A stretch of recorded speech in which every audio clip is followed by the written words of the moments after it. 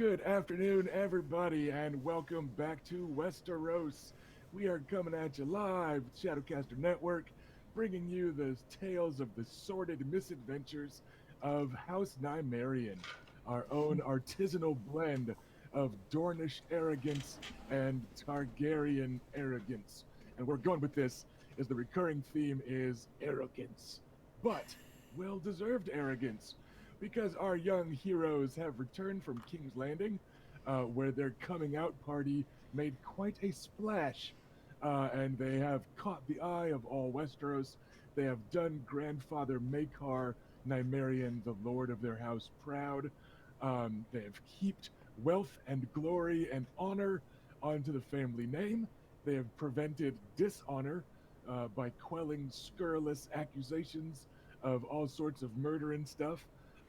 It's just been a pretty good trip that took 22 episodes for us to wrap up because they had to deal with a lot of shit. It was King's Landing, you guys. Bad stuff happens there. But they are now safely returned to Wyvern's Rest, the seat of House Nymerian.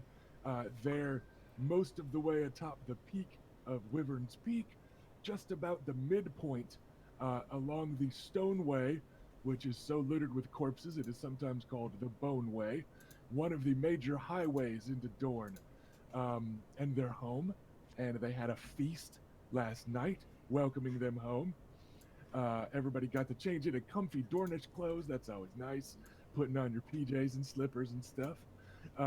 Everybody got an exposition dump from the mysterious hedge knight, Woolly Will of the Bells, who, it turns out, had been Sir Willem Darry, the Master at Arms of the Red Keep under King Aerys Targaryen, second of his name, and that he had been living in secret all this time, harboring the secret bastard of King Robert Baratheon, Orys, the Squire.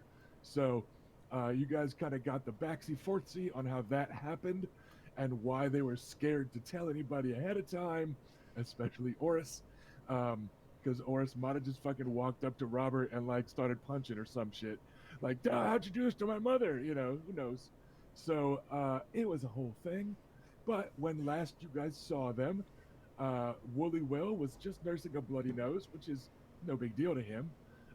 Bessa of Flea Bottom was stuffing cheddar jalapeno rolls down his gullet. So really, it was a good day for him, all in all, because she invented cheddar jalapeno rolls. Um, Orys had approached the high table, giving a kind of conciliatory look to young Adam Nymerian, and everyone thought that there might be a series of apologies and makeups on the way. But then you were interrupted by a rider in the colors of House Nimeros Martell, your liege lord, who announced rather hastily that the Red Viper, Prince Oberyn Martell, was on his way and would be here by dawn. So we're cutting to a quick little kind of cutscene, haphazard activity where I'm also catching the PCs off guard by this. But um, the messenger was Prince Oberyn's squire, Daemon Sand, who was a bastard of House Illyrian, and is not. He's a few years older than the twins. It's kind of 22, 23-ish. In my head, because he's described as pretty um, and as a fine swordsman, I'm thinking kind of Ben Barnes, the guy that played Prince Caspian and then played in the Punisher. He That's was Ben Barnes. yeah, that's that actor. Yeah, that's what I said. But yeah, so Ben Barnes is kind of I picture him, um, Hmm.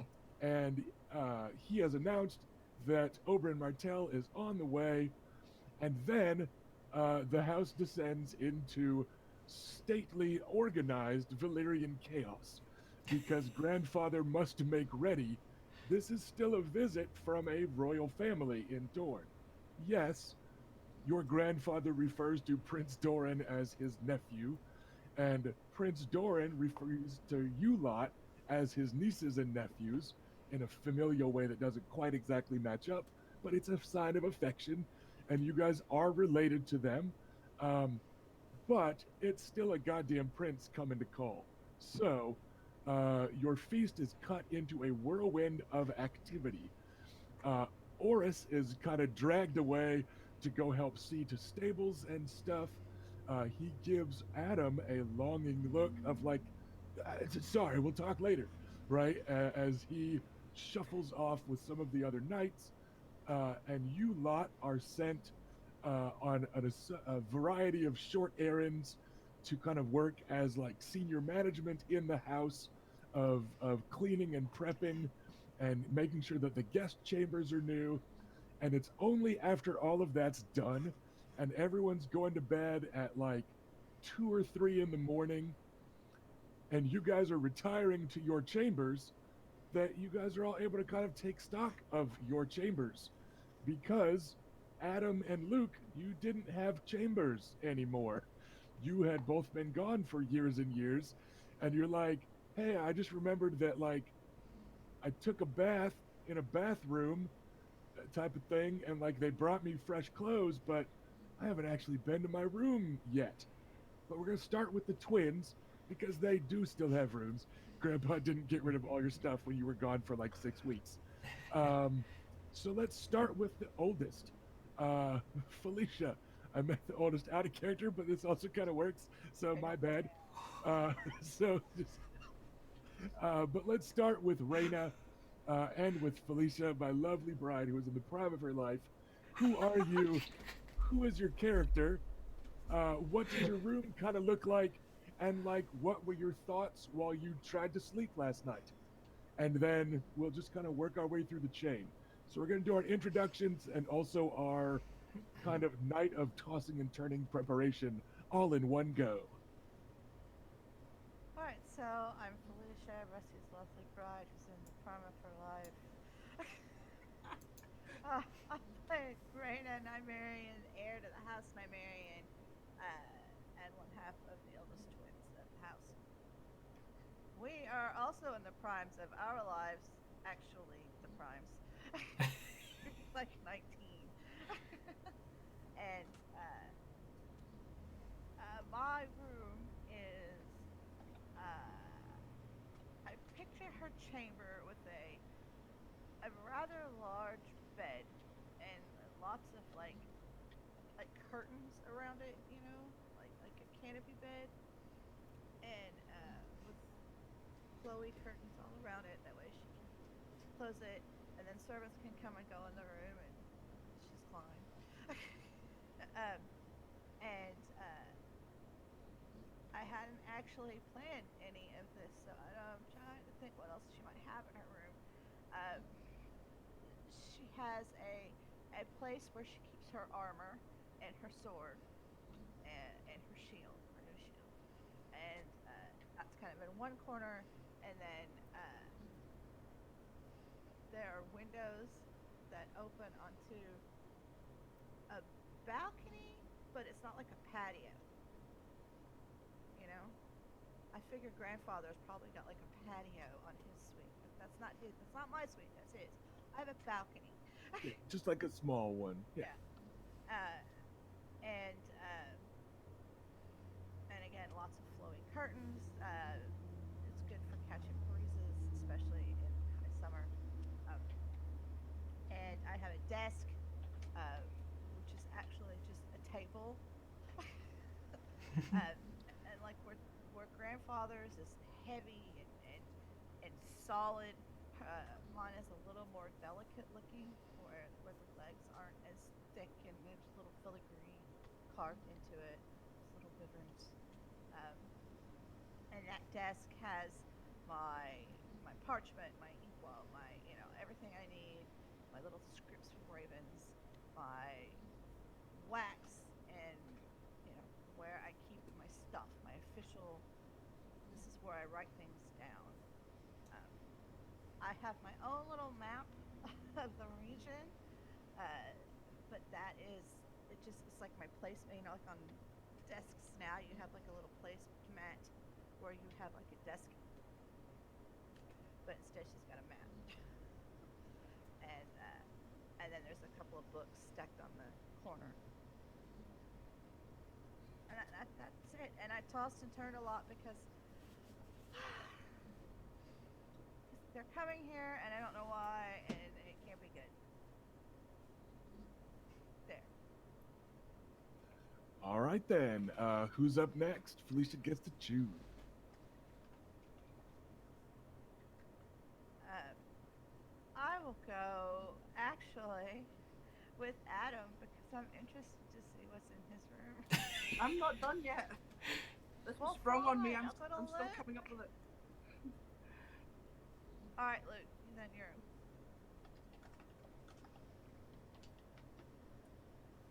Push to talk, Luke. No, Me? I still can't hear you. Robert, you are up next.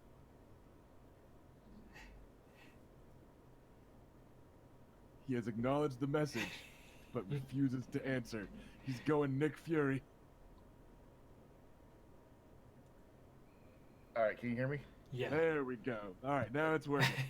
I had to tell Discord again what I was using for an input device. So, okay, what I was gonna say was, let's be realistic. Luke is about 18 or so. He's basically a prince here. He's got a lot to drink. We last saw him. He was flirting with some girls. He's probably not alone. He wakes up in this room he barely paid any attention to last night. I'd imagine his armor has been put up on a stand by some unnamed squires. Hopefully he'll learn who they are at some point. Kind of a basically a bed that once had a number of pillows and soft, very fancy sheets, probably nicer than anything he had back at King's Landing, strewn about. And I kind of imagine it opens up into a kind of like sunny square, kind of like the render I was working on. So kind of like a little pool area and some fountains, and kind of goes into that area. Lots of light coming through that can be shut out when needed. It's it allows a nice cool breeze to come through. Architecture and Dorne probably has a lot of open areas for exactly that. And he's probably waking up and taking a few minutes to remember what the big deal about last night was. And then he remembers, oh, what should I do? And, can go from there. All right, who is up next? I'll go next so that Adam can have longer to plan out Totally done. his room. I'm Erica, and I'm playing Bela Nymerian. I am the younger twin sister to Reyna. So having been here essentially all my life, I have a little bit more established of a room, and I picture it at the end of like one of the long corridors, and the room is circular in nature with three of the sides being more open, or at least having large windows with balconies, and one side having a really small kind of place I could sit out on that overlooks the pool outside. The center of the room, on the floor, there's this giant rug in reds and House Nymerian colors and silvers, in a really nice design, kind of like the centerpiece of the room. Against the wall, my bed is similar to what Reyna was describing, so like curtains all around the bed. There is nice pillows, but it's a little bit more meager in size. It's not like enormous, so it's enough for a person or two to be in it, but that's about it. I have opposite the bed 2 mannequins holding armor and weapons, one of which being the signature set that I wore for the joust, with the really stylized helmet with the facial features and the plumage, and the nice design. And the other one being a little bit more everyday kind of armor, like just a breastplate, that kind of stuff. There's weapon stands for the regular weapons that I have, like the longbow, the swords, the battle axe that I have, and then there's like a really special mount for Sun Spear um, that's set up like right next to one of the open windows as well. I don't have any like writing implements in my place. I do in the So very coming. in in the small amount of wall space that I have left. I do have a map of like the region around us, just so that I can think tactically when I want to look at the area for um, strategic type thoughts about defenses, attacks, planning, patrol routes, things like that. But it's nowhere to like really write anything down to do any official business, because any business I would need to take care of, I could just go out to our soldiers and guards and talk with them and make the plans there. Um, so I feel like there's one other detail I was gonna add, but I can't think of it. So that's pretty good. I mean, I'm assuming that there's like an adorable teddy bear collection, because Baylor's so girly and all. Yeah. Well, we'll keep that a mystery for now, and any potential suitor who comes might get a The, chance to notice those sorts of things. the heap of Dornish porgs, all piled up all around the feet of the mannequins, bristling with weapons and armor and stuff. He's You know, saying that because of the shirt that I'm wearing today, and the fact that I have a well, lot of pork plushes. yes, because of that shirt and like the 800 other porg things that we see just about every week. Um, I don't know but what that yeah, means. And so finally, of course, my thoughts on the dinner interrupted. I'm excited to see our relatives, Prince Doran and the others, and I'm excited to see what he has to say. Well, one about the emergency or whatever reason he's coming here, but also seeing if he's heard about our performance at King's Landing, and if it's important enough for him to be here. There's a small chance I might get to do some fighting with him, and I'm really looking forward to an opportunity to impress him with my fighting. all right. And that leaves Adam.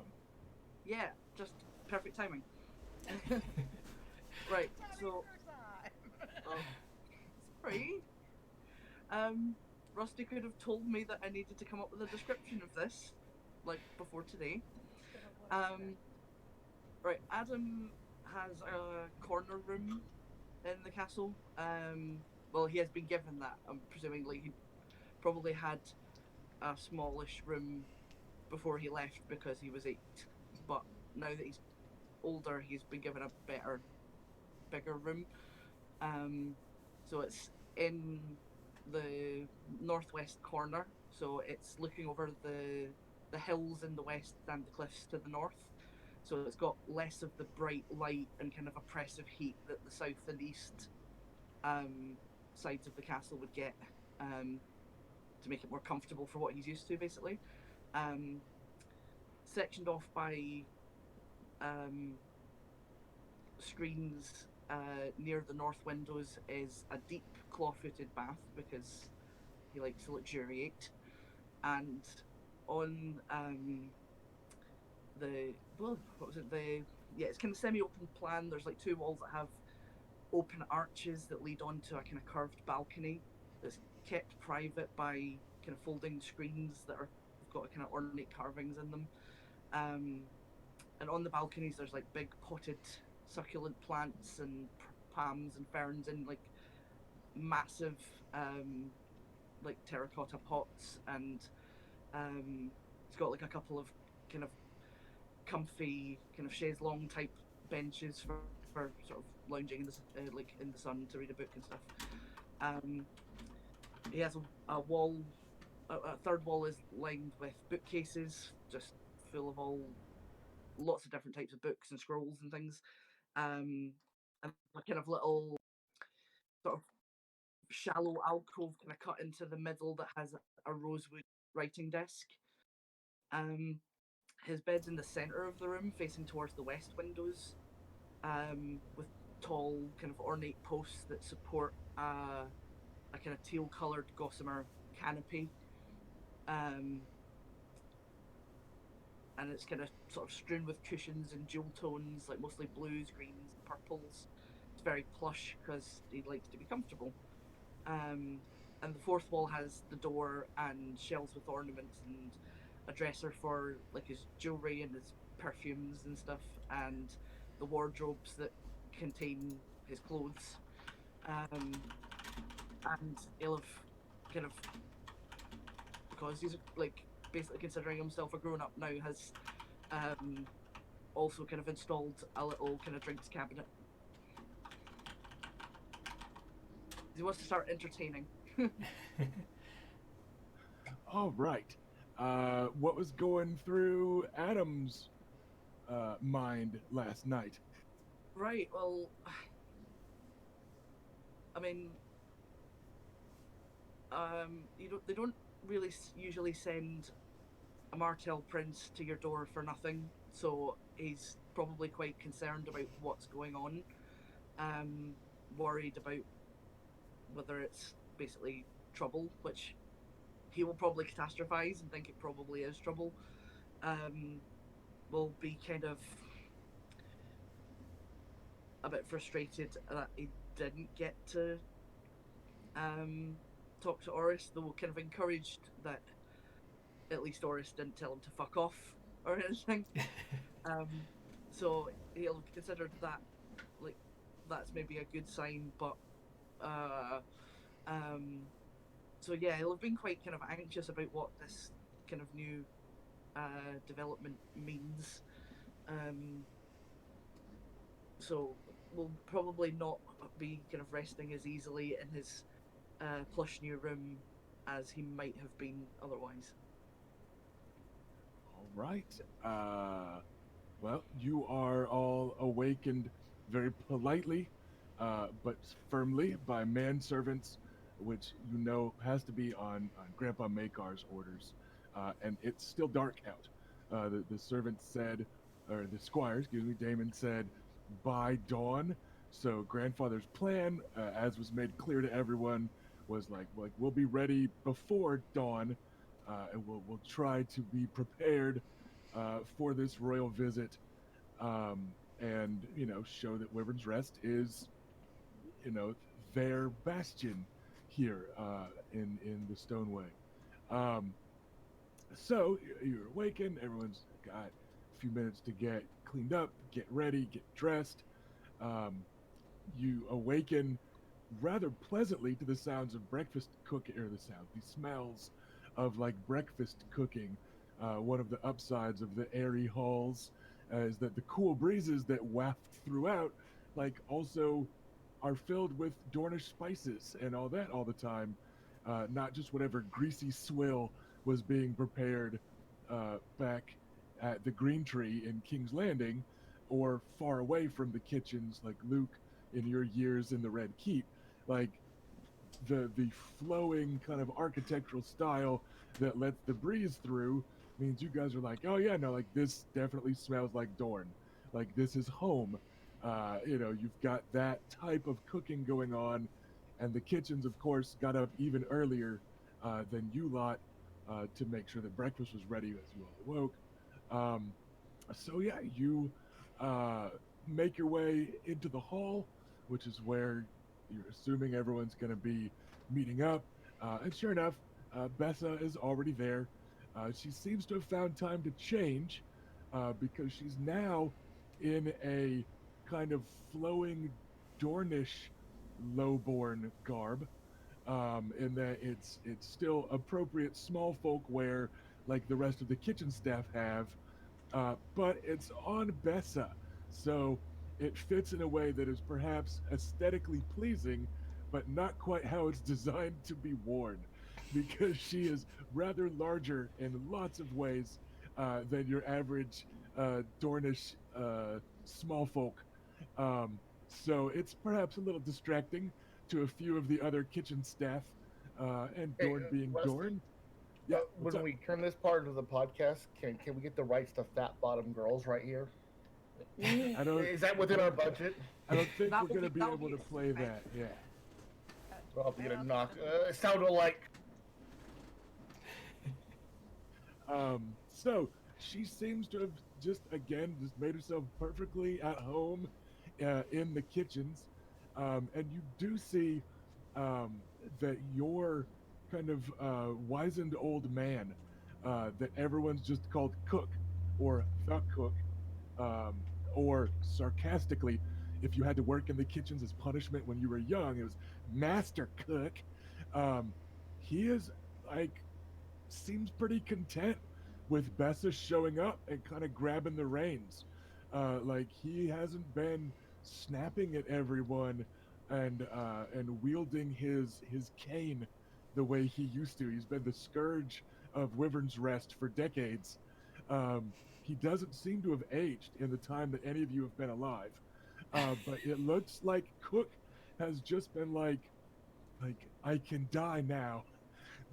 This buxom woman is taking my place. But he seems to just be letting Bessa, you know, cluck her way through the kitchen staff and keep everybody moving. Um, and yeah, you've got this fine Dornish breakfast, which isn't a particularly heavy meal, but it's ready to go. It's spiced eggs and some spiced kind of hash browns, basically, and then a sweet watered down wine from the Nemerian stocks.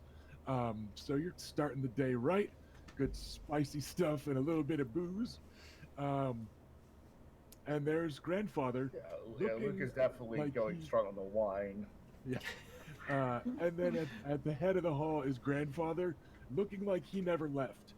You're pretty sure he must have because he is wearing a different outfit that he did last night for the feast, but he's seated there with that sense of certainty and finality that he is seated everywhere.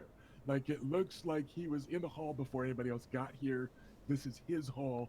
It's got that sense to it. Um, so there we are. You've got some breakfast. You've got some wine. Grandpa's waiting up there, and there you go. Luca is eating his food, drinking the wine, and it looks like he didn't sleep at all, probably an hour. So, but he is dressed nicely. He has cleaned himself up. He's just being very antisocial at the moment, kind of glaring at everybody.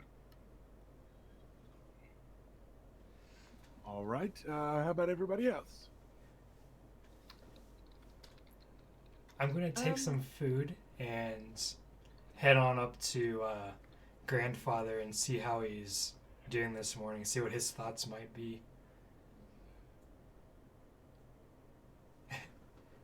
Good morning, Sorry, grandfather. Awful timing for my yawn, not Yeah. his. Good morning, doesn't Grandpa. yawn. He doesn't yawn where the small folk can see it. We caught him. Yeah, he's sitting there. You can tell he's got some breakfast in front of him. He looks, as has often been the case of late, that he kind of picked at it some. You don't remember the last time he finished a meal the way younger folk do. But it looks like he's eaten over it and he's talking over his shoulder to your maester a bit. And then he kind of, straightens up as you arrive. Goes, granddaughter, good morning. This is a welcome surprise. We don't get such visitors on a regular basis here, do we? We do not. It is in fact a surprise welcome, I'm afraid. Though luckily it is Prince Oberyn and not his brother. He will likely stand on ceremony a bit less than the Prince of Dorne, being of course only a Prince of Dorne. But yes, I believe we've made Wyvern's Rest as ready as we can, granddaughter. I believe all will be well. Do you suppose that he's here on account of our performance in King's Landing? He has arrived stranger places for lesser reasons, I am sure. It would seem half the world has tales of the Red Viper arriving unexpectedly. Though it is unlike him for for a visit to be only for such pleasantries. Time will tell. Time will tell. Well, I can't wait to see him. It's been a while. Indeed, it has. It has.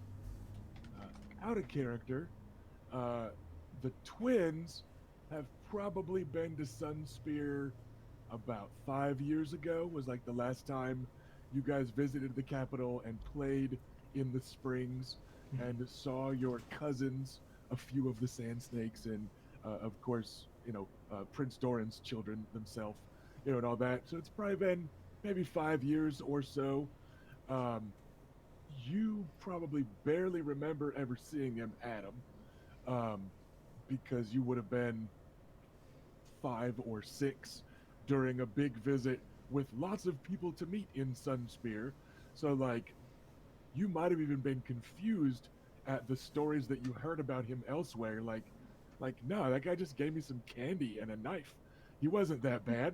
Like, what are you talking about, Red Viper? Like, nah, I remember him. It was no big deal. So it's been a while for most of you lot. Um, I mean, Adam's probably like read up on his exploits since then, so like I don't think he's gonna like have. I don't think that's not going to be his only impression of him. I don't think it's just he hasn't seen for himself how impressive he is. and even the exploits that you've been able to read up on don't match necessarily the gossip about him in the north, where they talk about like maybe he's a fucking skin changer.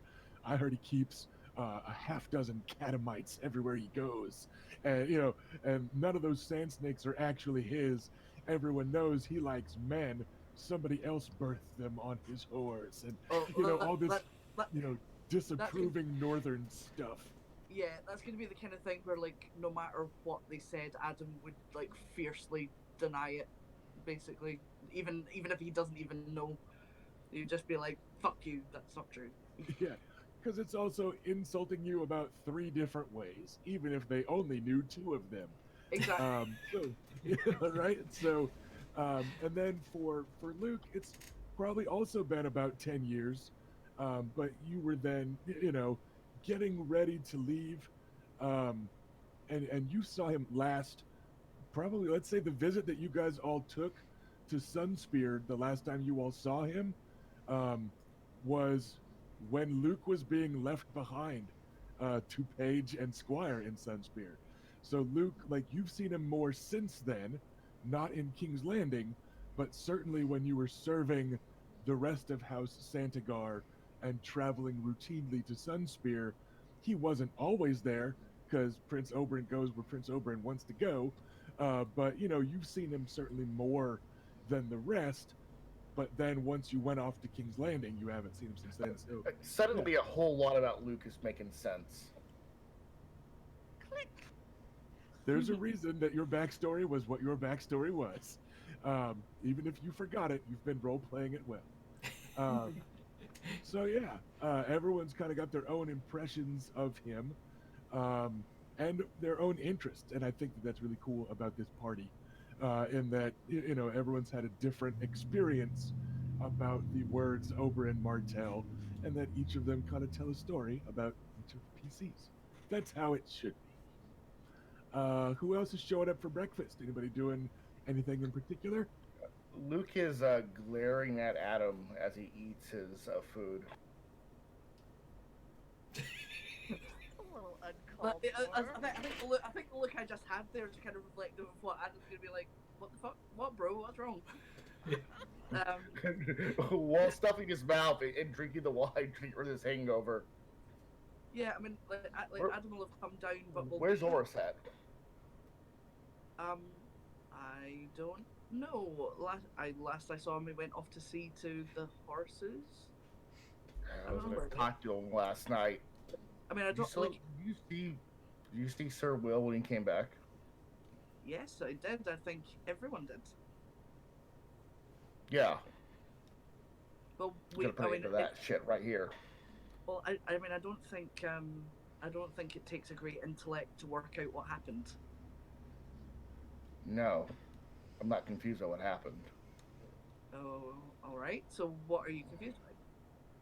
I'm not confused about anything, other than I didn't get a chance to talk to Oris about it afterwards. Well, um, I mean, I'm sure we'll get the chance to talk to him, but Yeah, Luke's attitude about Will has changed 180 fucking degrees since last session. As of last session. I mean, is everything all right? You seem um less than you seem. Is something wrong? I. Are you leading to Adam? I don't think it's going to be an issue. I was going to tell him that's the last time he ever lays a hand on Sir Will. Um, I mean, I don't think he was ever planning to do that, and I think he's kind of. To be honest, I think that's like a free one we can let him off with because it's fair enough. And I don't disagree. I just wanted to make sure it was clear. I mean, but I didn't get a chance to say it to him, and the time's probably past. I mean, I'm just conscious that there's that if you word it with that kind of intensity behind it, it might be perceived as aggressive and make him kind of standoffish. We don't want things that to. was the end. I do agree with you. Would But you the like? intention was to sound that way, yes. I see. Could you imagine grandfather being meek in his own hall? We have to a degree. I don't think any of that. I don't think any of that made grandfather look weak. But No. That's not what I don't mean to say there was an insult upon grandfather that we must. I just mean to say if he were to handle a situation like that in his hall, he would also have to sound aggressive.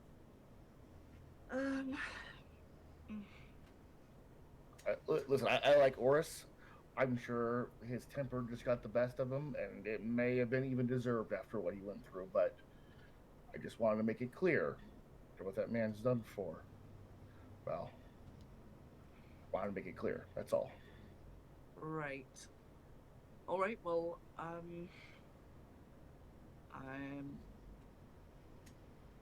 I will try to be nearby to assuage any friction. I think the moment's gone. That's what was bothering me is all. So All I right. thought you may know where he went off to, and I no anger towards you, brother. I thought I had very little toward. I just wanted to make sure there was a limit. No, that's all right, and I'm sure if you just explain to him how you felt about that, hopefully he'll understand. But yes, I don't know where he is. He doesn't usually tell me where he's going, and we don't have a bell on him. Have you guys had a chance to talk about things? Sorry? About putting a bell on? I'm not sure if he's into that. Have you guys had a chance to talk about things? He is the Aurochs, so like, I mean, it's not unprecedented, like a big cattle bell. We didn't get a chance to talk or anything, but I'm trying not to think about it. I'm sure things will resolve somewhere or another. He didn't. He didn't seem as angry last night. So I don't know. Maybe he's calmed down a bit. I don't know. Okay. I just give a nod and go back to what I was doing, which was mostly trying to get some food in. Brenda doesn't eat anything. She pretends like she puts a few things on a little plate and then sets it aside somewhere and goes to where she's supposed to be. Okay, To be I still clear, have plate. the only reason this isn't turning into an intrigue between you and Bessa is that you did take a plate of food and go somewhere with it. So she's not gonna leap down at you from the rafters and throw food at you. So you're off the hook because you took some food. She has bonus dice in food-related intrigues. Yeah, like all of her, to be clear, all her destiny points went into motherly stealth checks, perception rolls, and intrigues, where she gets like intimidate +4 anybody not currently holding food. Like it's a whole thing. But so you're able to get some breakfast. What you do with it is up to you. But you did get some as soon as you arrived.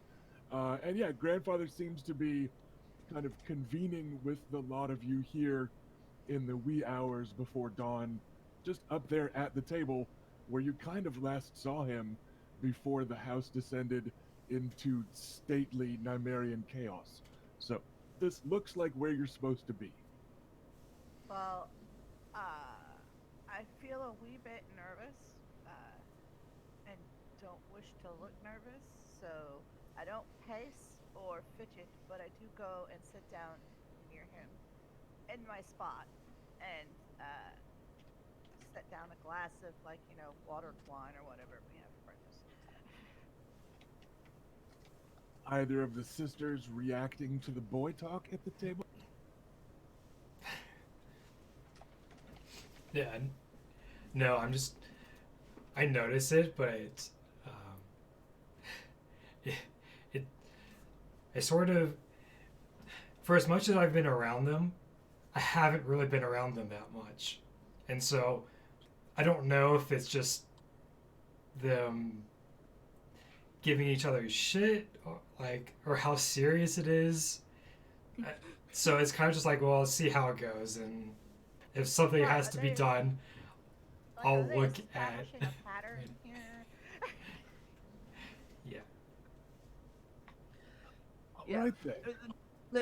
The general thrust was like a kind of Adam kind of tactfully saying, yes, look, you do that, I'm sure it'll be fine, but like the subtext of it is, I'm sure it will not be fine, and I'm going to do everything I can to try and make sure that you don't kill each other. I'm quite sure this will not be fine. Yes. It will not be fine, and I'll have to pick up the pieces. All right. Well, the house riders of House Nymerian here at Wyvern's Rest, this unit of 20 cavalry that you've got, they were broken down into fours in a standard kind of fairly routine patrolling type of thing.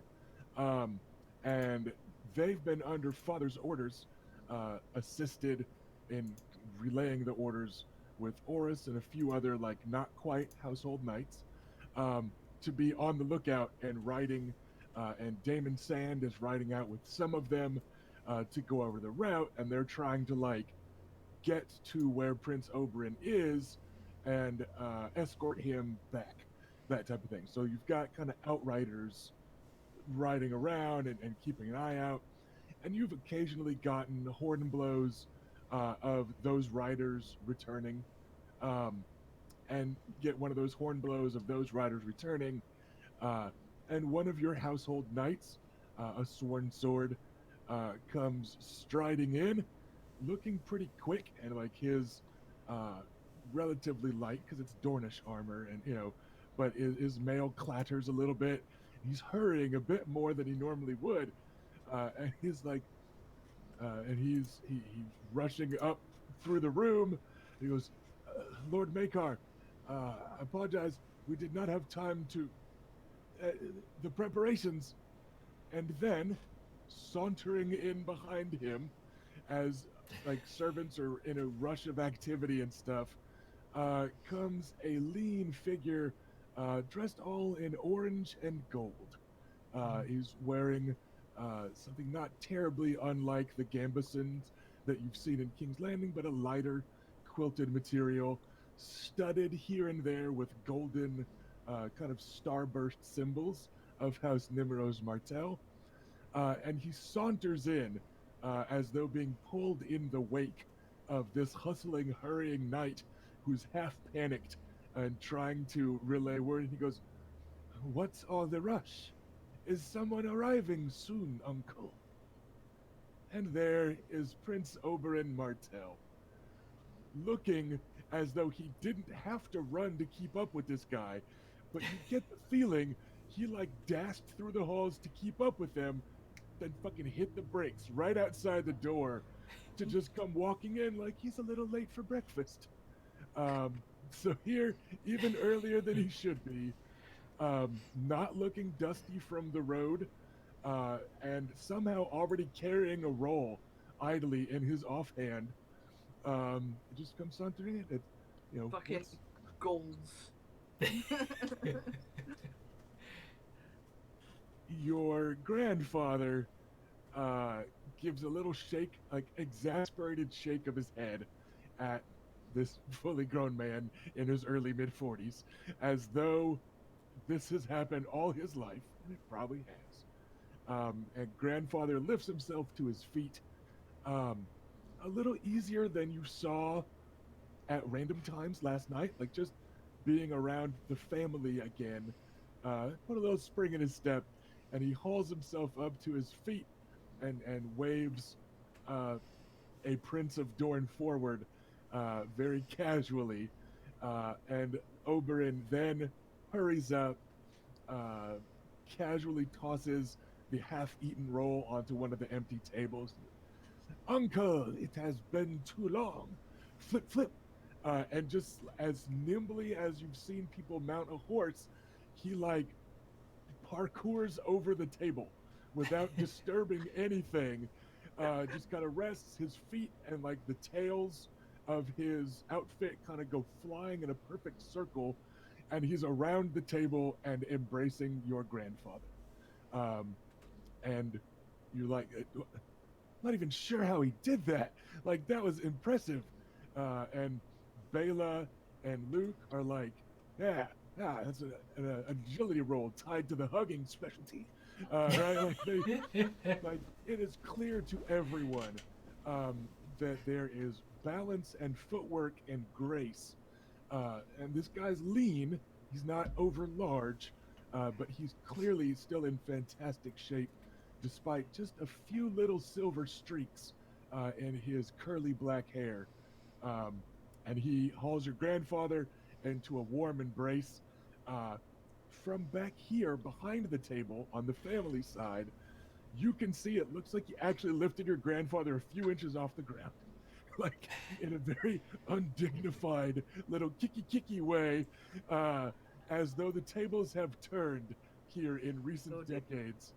And then, just as quickly, he flows away from his uncle, your grandfather, and Reyna, you find that your hand is missing, and someone is kissing it. And you're just like, what the? He was over there a second ago.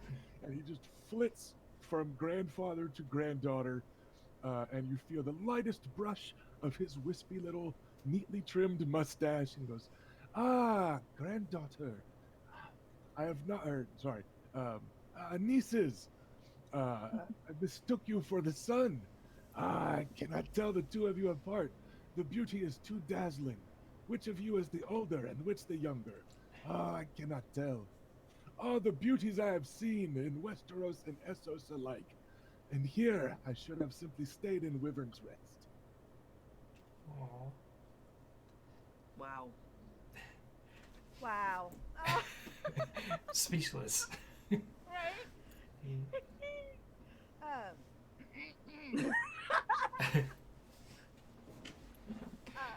Beam at him because I can't not Yeah. beam at him.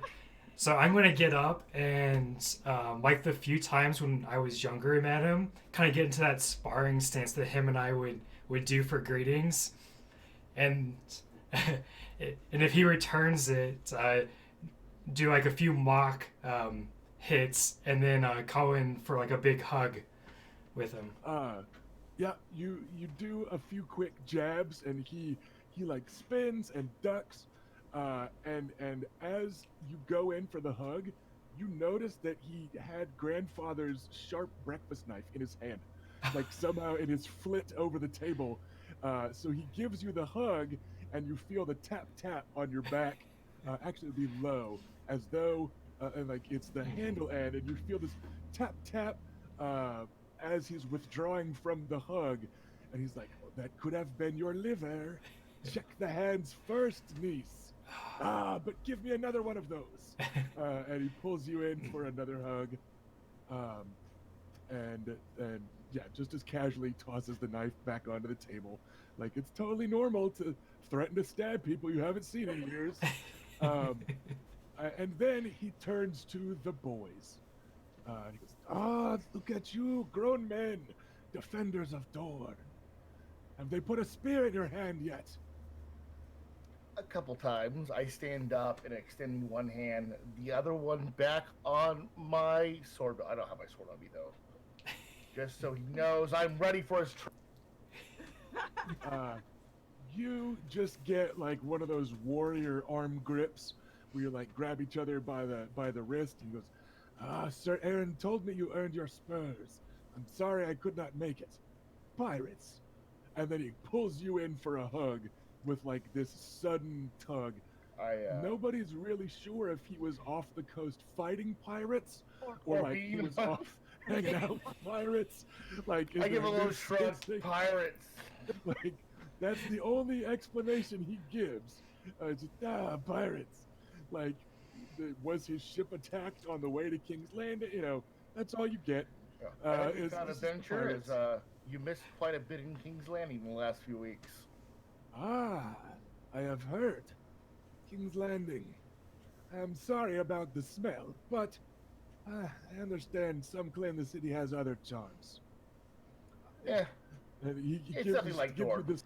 He holds you at arm's length and gives you this kind of up and down appraising look, and he goes, "Although it looks like King's Landing is missing one of its charmers, eh?" Yeah, you know, it's true, but sometimes you gotta come home. Ah, and that leaves the littlest one, Adam the Archer, or so I've heard. Yes, correct. Oh, cool. It's good to see you again. It's been a very long time. He offers you the same handshake that he offered Luke, that just kind of manly handshake thing. I will return that. He also pulls you into a hug. I'll let that happen. He is less violent about it by just a shade, kind of minding the footwork a little. And as he's in close, he goes, "I am sorry, I heard about your leg. My maesters are back at Sunspear, but perhaps I could take a look later." Oh, thank you. That's very kind. I'm getting by. "Ah, look at this." And then he gets all loud again as he gives you the same sort of arm length appraisal. He goes, "Yes, shoulders. An archer indeed. Fine work. I'm glad the North did not ruin you." No, despite its best efforts. Well, Yeah, Adam's just kind of like, you're nice. You're nice. you smell good. Adam's got no chill. Solid. Yeah. But genuine warmth So, and being proper. yeah, and with all the family like there, you know, all four of you and grandfather still on his feet, he gestures towards the door. Prince Oberyn does. He goes, "But come, come. You may have forgotten them. It's been some time." And as if on cue, which is not entirely impossible, given his reputation for the theatrics, a pair of women come stalking in with the squire, Damon Sand, in their wake. One of them is a large, kind of big-boned, tall, broadly built woman, not terribly different than a Maya Stone build, that kind of tall, strong, athletic, not quite as big as Maya Stone, but still pretty unusually large for a Dornish woman. And you recognize the eldest of the Sand Snakes, Obara Sand. She's in her late 20s. She's got lighter hair than Prince Oberyn. It's the brown hair that the gossip mongers say is from her whore mother. But she's wearing, similar to him, these kind of brown and tan and gold colors. Hers are a bit more subdued.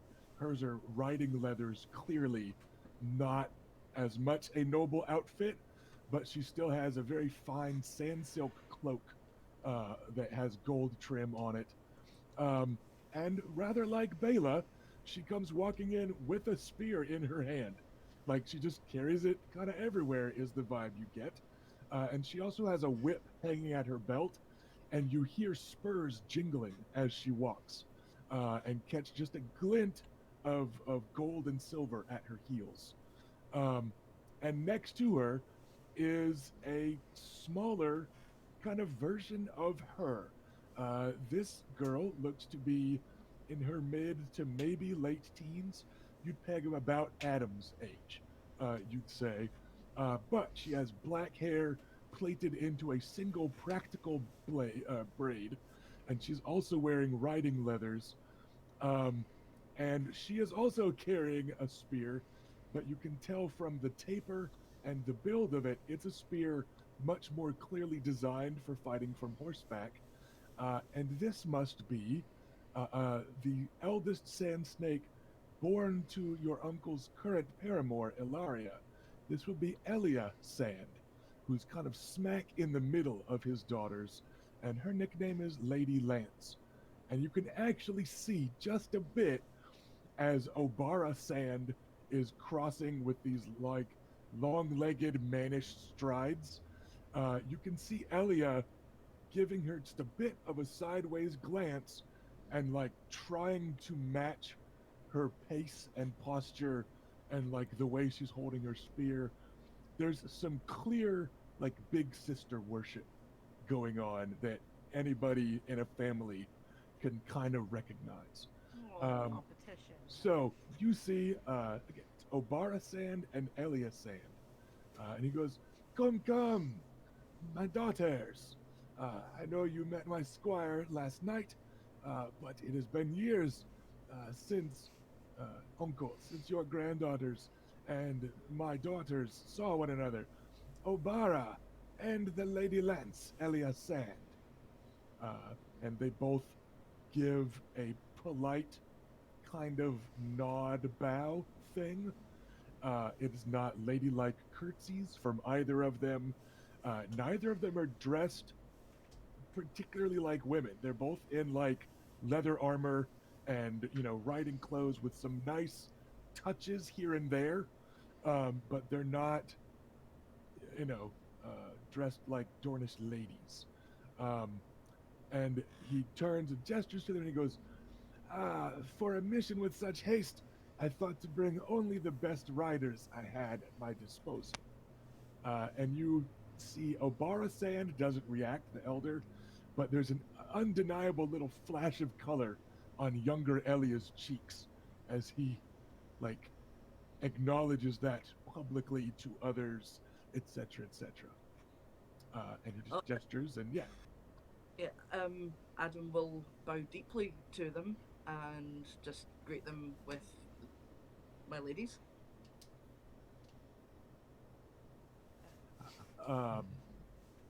Obara, the large one, just kind of after the niceties are over, which she seems to consider after that brusque nod, she like strides over to a nearby table and like you hear the butt of her spear clank against the stone as she leans it against the table and she just starts eating some breakfast that's lying around. Fair enough.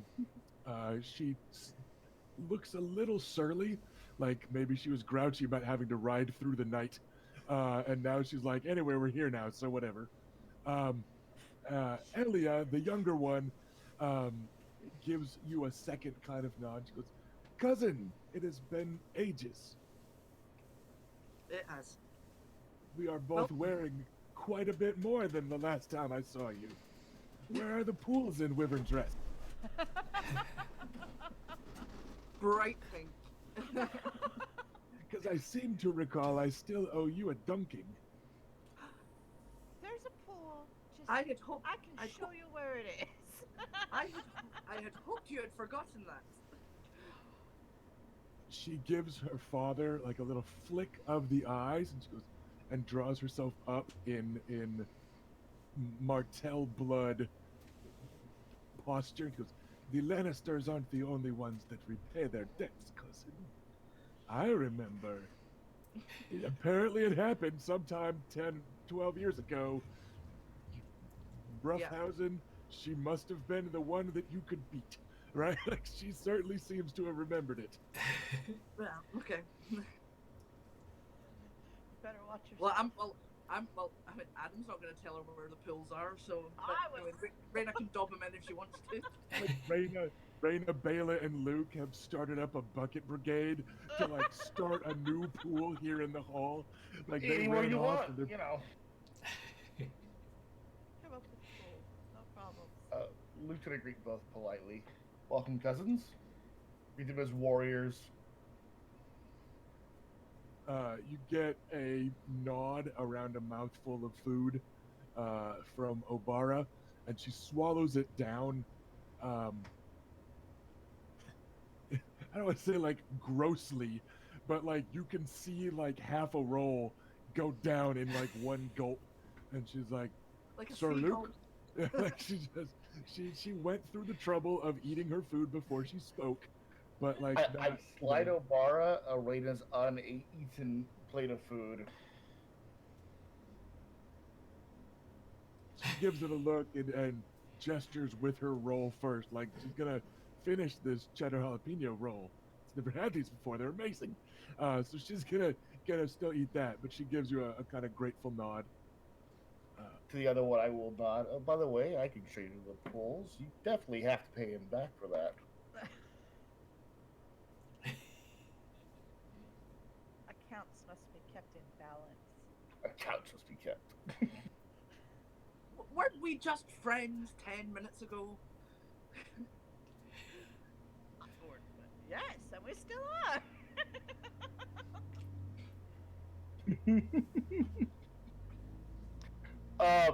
I choose to ignore Adam. I'm sorry, what? Yeah, didn't hear that. Oh, sorry. I choose to ignore Adam. Okay. Right. His indignant squawking is background noise to this family now. So both of them are looking kind of curiously at Reyna and Bela, who are situated in age kind of in between them. They're just kind of eyeing you up, not impolitely or anything, but they've clearly seemed to have heard things about the ladies of Wyvern's Rest that they get to see so rarely. So how does I just want Sorella fit in here? Sorella Sand Yeah. is a sand snake, I believe that is a year or two older than Elia. Give me 1 second to double check, because there's fucking 7 of them and I forget the order. But that's They're what I... all half sisters, right? Every one of them.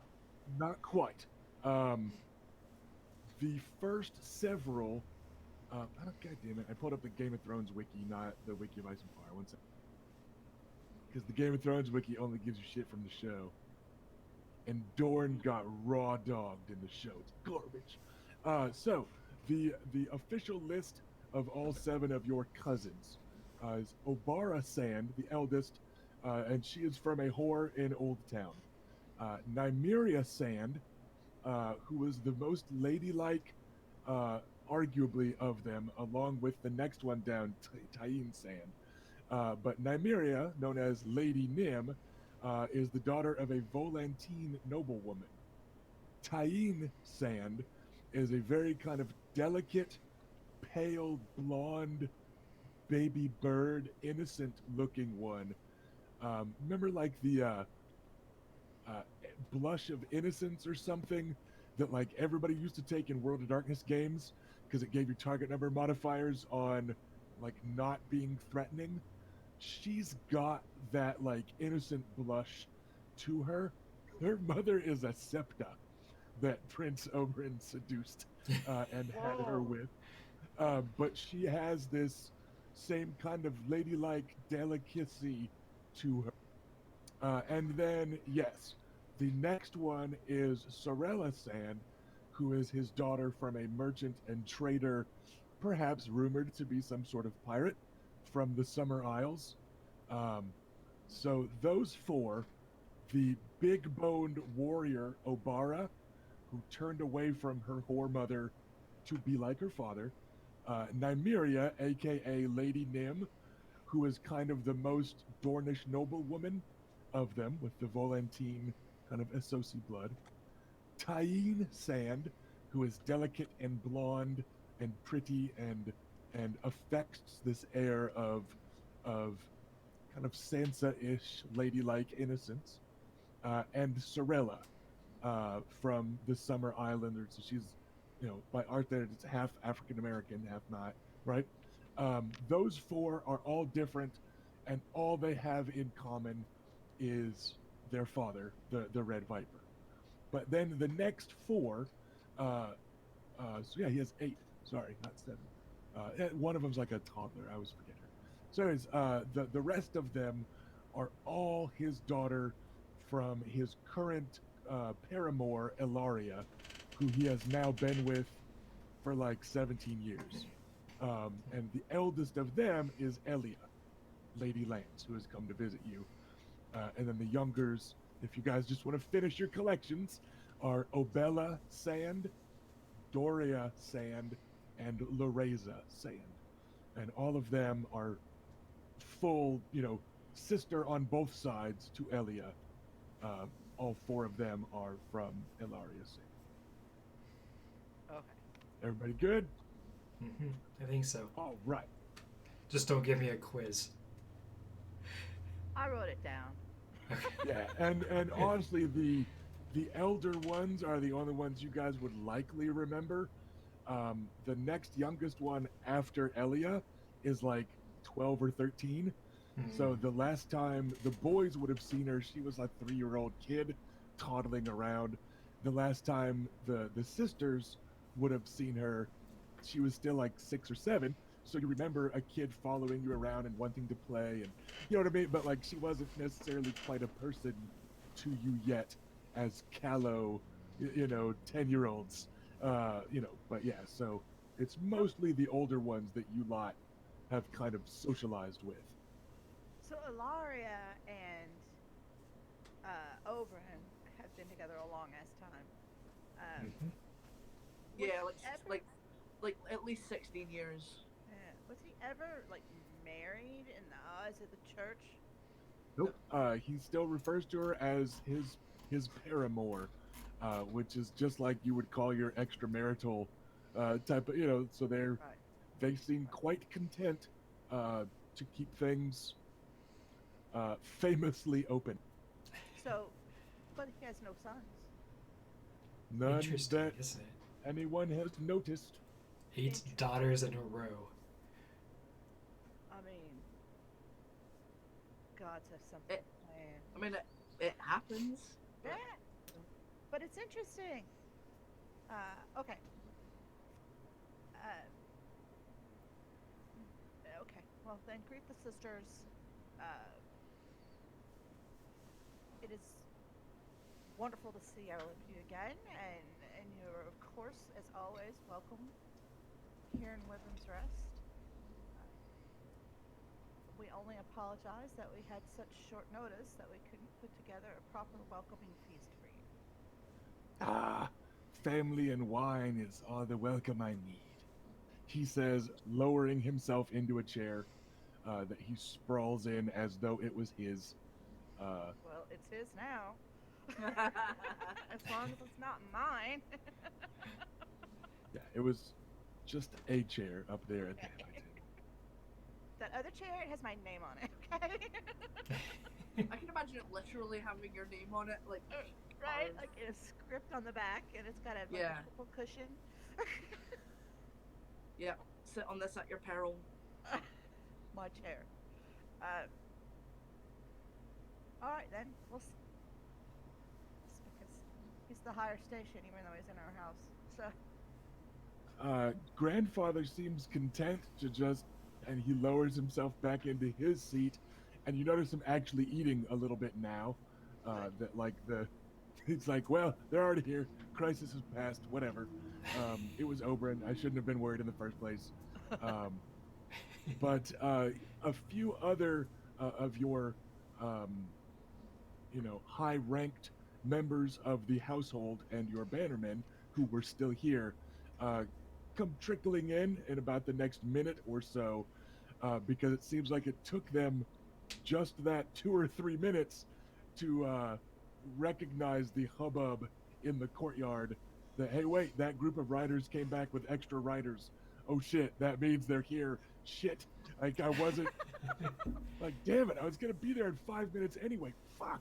Right, so they all kind of come in together in a knot, and you get the feeling that like they did the West Wing thing where they ran into each other in the hall, and the group got bigger as they went. You know what I mean? Like they were all just like rushing and comparing notes. But striding in comes Sir Adam Bridington, your aunt Elia of the Landed Knight of Sandstorm, and then Alisane Mormont uh, clambering in their wake, um, looking distinctly uncomfortable, not wearing furs for the first time. She insisted on wearing her traveling cloak for the travel, and you feel like she got told you keep on your bare-lined cloak when you're in someone's house, young lady, right? So like she wore it at the feast last night too, but she's not wearing it now as a finally submitting to the Dornish climb. But she's still wearing like her clothes otherwise. Um, and um, little Robert Frey is about 10 feet behind them all. And as they round the corner and scramble into this room, you see him hopping in through the door on one foot as he's tugging his other boot on. Oh, As adorable. rushing in, and he's like, "Wait, I'm supposed to announce you, I think." I And then he just kind of gives up, um, and he kind of fades into the near background, eyeing Damon Sand, who is still a squire despite being twice Little Robert's age. You don't think Little Robert's going to challenge Damon to a push-up contest or riding Quintain, despite them both being squires. So you can see him giving him a look like, "Ugh, like that's not fair. Like, shit. Like so." He just kind of goes over and stands near Damon, like, I guess this is where we're supposed to be. But the adults come walking up through the hall towards you, led by Elia Sandstorm, who pulls both of the sand snakes into a warm embrace. She does live on the coast. She is on the coastal part of your lands, and sometimes she gets visitors that you don't. But it seems like she and the sand snakes are kind of fast friends, which makes perfect sense. So she starts chattering with those two, as though she just hasn't seen them in a few weeks. Just like normal stuff, like, "Oh, you look good on the road. Are those new boots?" And, "Oh, yeah, look at that armor. Oh, good. I like those style of rivets." And, like, they're just talking like their brand of Spec Ops girl talk. And Sir Adam comes striding up to the table in his kind of stiff and formal Vale Knight way, um, giving a bow to a Prince of Dorne, and grandfather reintroduces him. Of course, nephew, you remember Sir Adam Bridington. He looks after a large plot of land for us and trains our horsemen. Uh, and Prince Oberyn makes a big show of giving him a very polite. Goes, "Yes, I hear you are largely to blame for the upsets in King's Landing, having trained my nieces and nephews so well. And and they kind of hit it off. So there's a few minutes of just kind of general pleasantries that you lot can mix with if you want to. I am super pleasant, even though I dropped that really pointed hint in the beginning about why the fuck are you here. Yeah, he chose to ignore it. I know, He's the, but since he has, we're just gonna play it the way that he does, just as casual, just as chill. Mm. Yeah, I suspect that he won't tell us why he's here until we can talk in private, and so we need to make the show of like getting breakfast over with and all that. I think probably. Yeah, Then he might tell us. so we will chill out. anybody else got any particular like joining in a conversation plans, or are we just going to do a general milling around, being pleasant with everyone? Yes, I would like to talk to people. And first up, I want to go and chat with Aunt Elia and the Sand Snakes and get in on like the armor talk and that sort of stuff. And you remember that your Aunt Elia does have the same name as Lady Lance, though of course Elia Sand, his daughter, was named after his sister, but it's not a terribly uncommon Dornish name. There have been rumors swirling that the only reason your Aunt Elia has not bred a sand snake of her own is because her name is Elia. Prince Oberyn has always been a perfect standoffish gentleman with her, and she has never pressed it, despite her own string of paramours, and her being quite open to a great many other gentlemen. The two of them have just kind of always stayed at arm's distance, and the rumor is because of her name. So they've always been kind of a weird little special relationship between her and the Sand Snakes, and him and you. It's, families are complicated, especially where sex is concerned. It's a it's a Westeros game, so Just that's ask, just ask Jaime and Cersei Lannister. yeah, it's a perfectly normal sentence in A Song of Ice and Fire.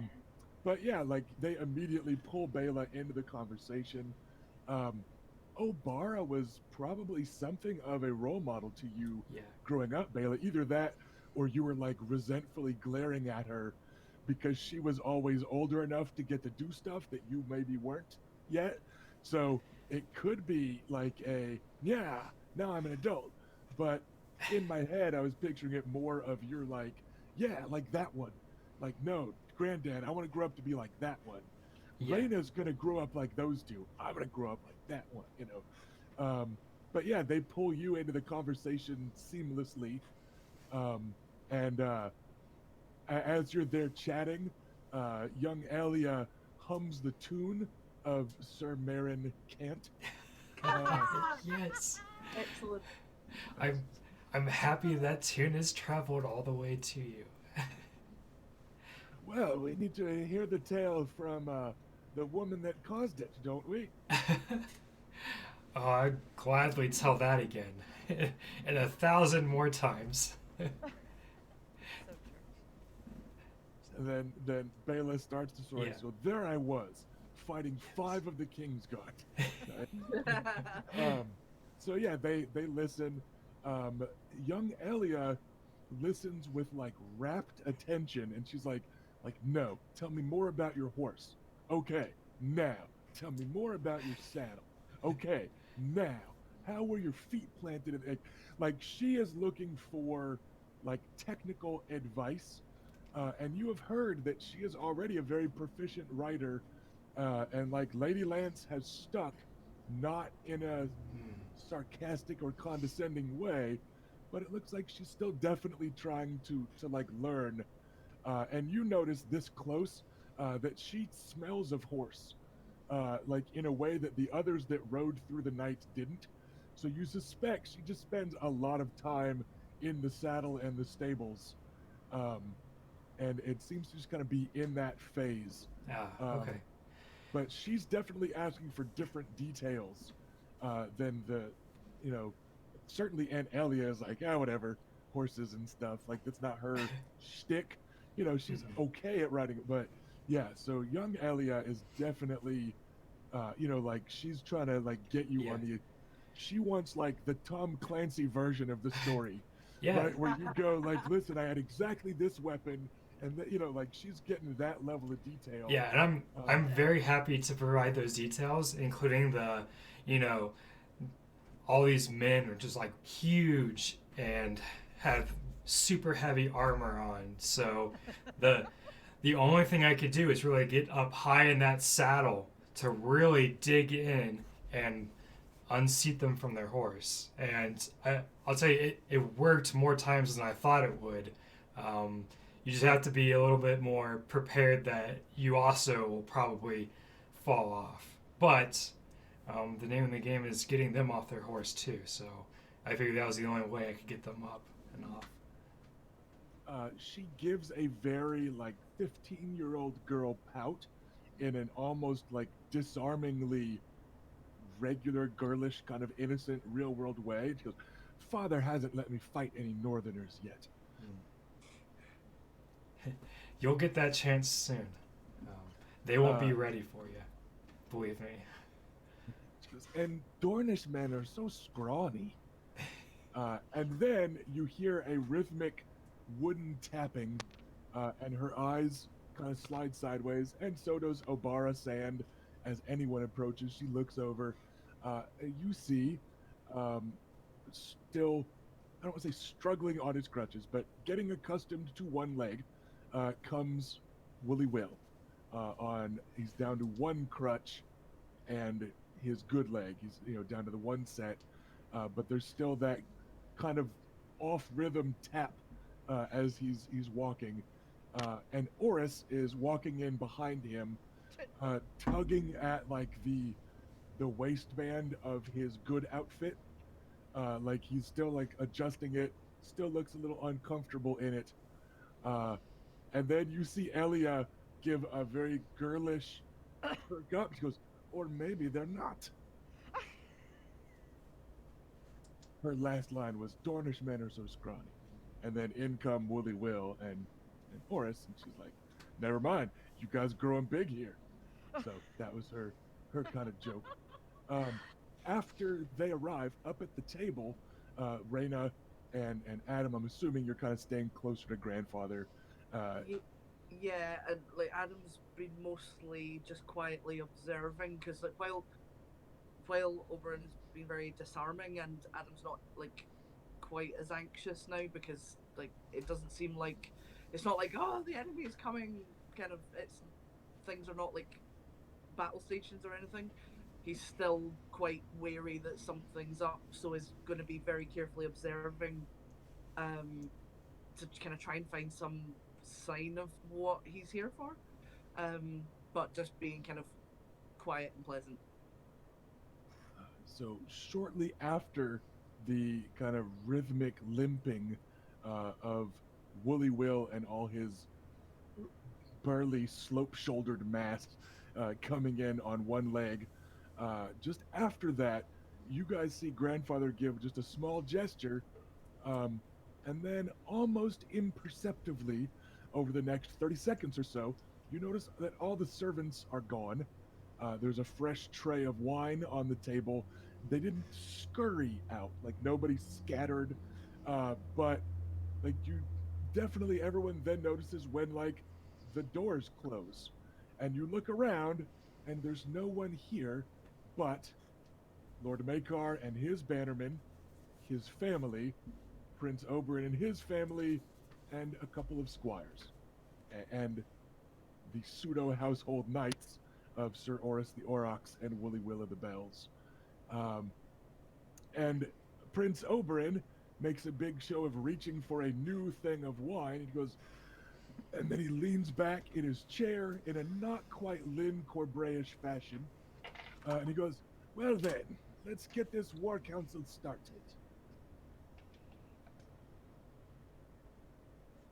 War Council? Ooh, We war. would like to hear more.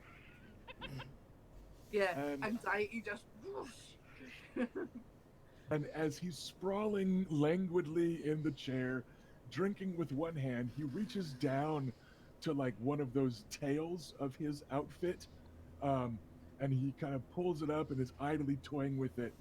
And you notice he sticks his finger right through a hole in the tail of it and gives it a kind of careless little wiggle. And then you notice that there's a few scuff marks on the armor of his squire and his daughters. Nobody looks Yes. hurt. Oh, there we go. We got a sound from you there, Robert. Okay, yeah, sorry for that. I do want to add a thing real quick before we change scenes, and my mic was fucking up, so. Sure. Yeah, by the way, chat, we didn't know Robert was trying to talk, and it turns out Robert was trying to get his mic working, so we're maybe going to backtrack a second.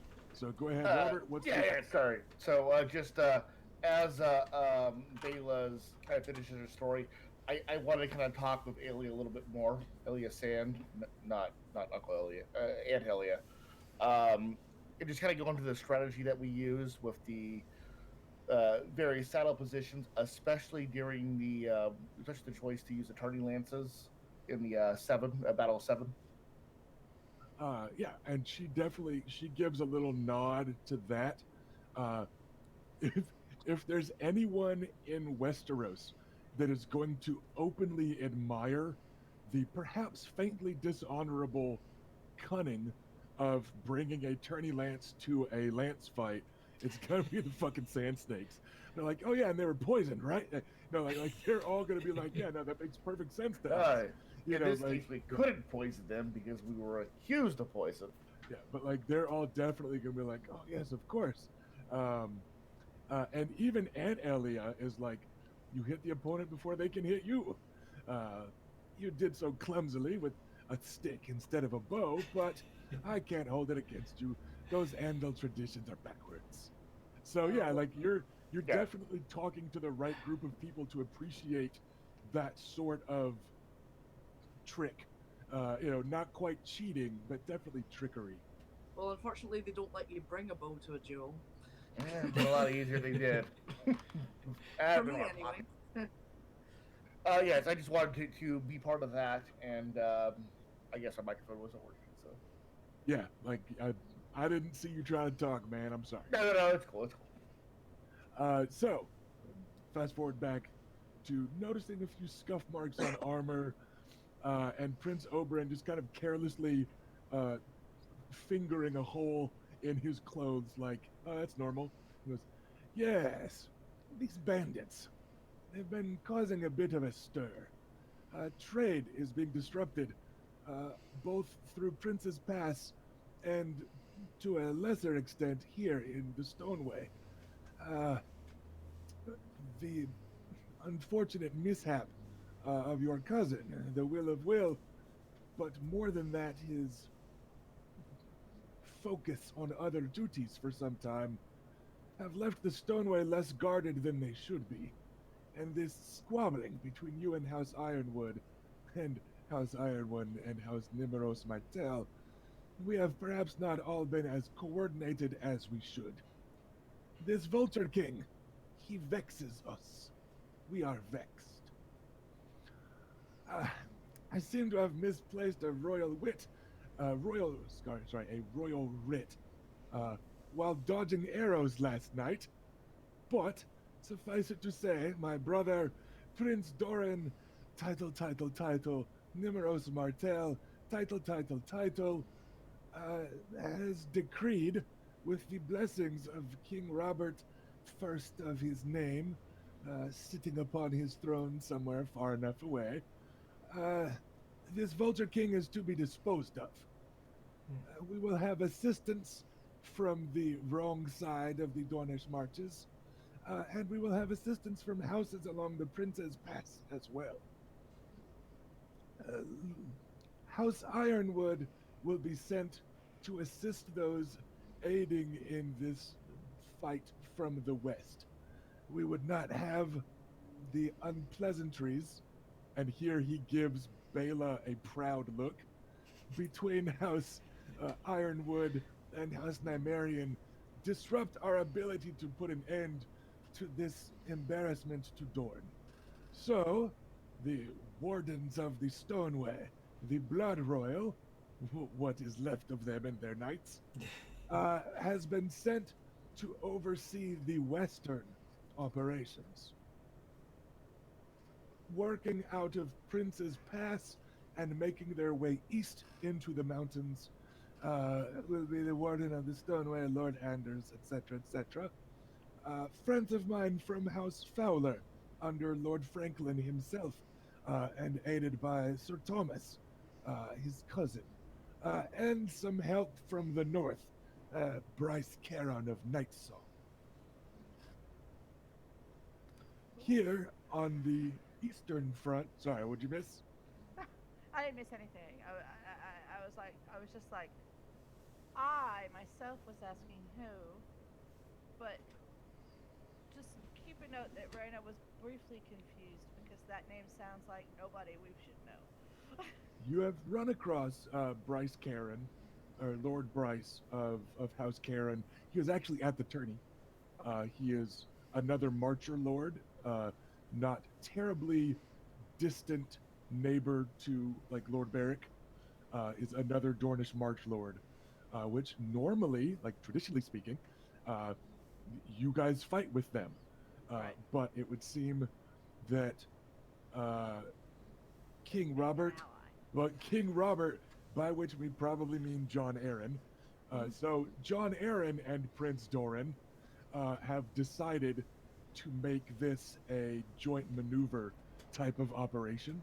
So it's from the west, it's two Dornish houses and one Stormlander house.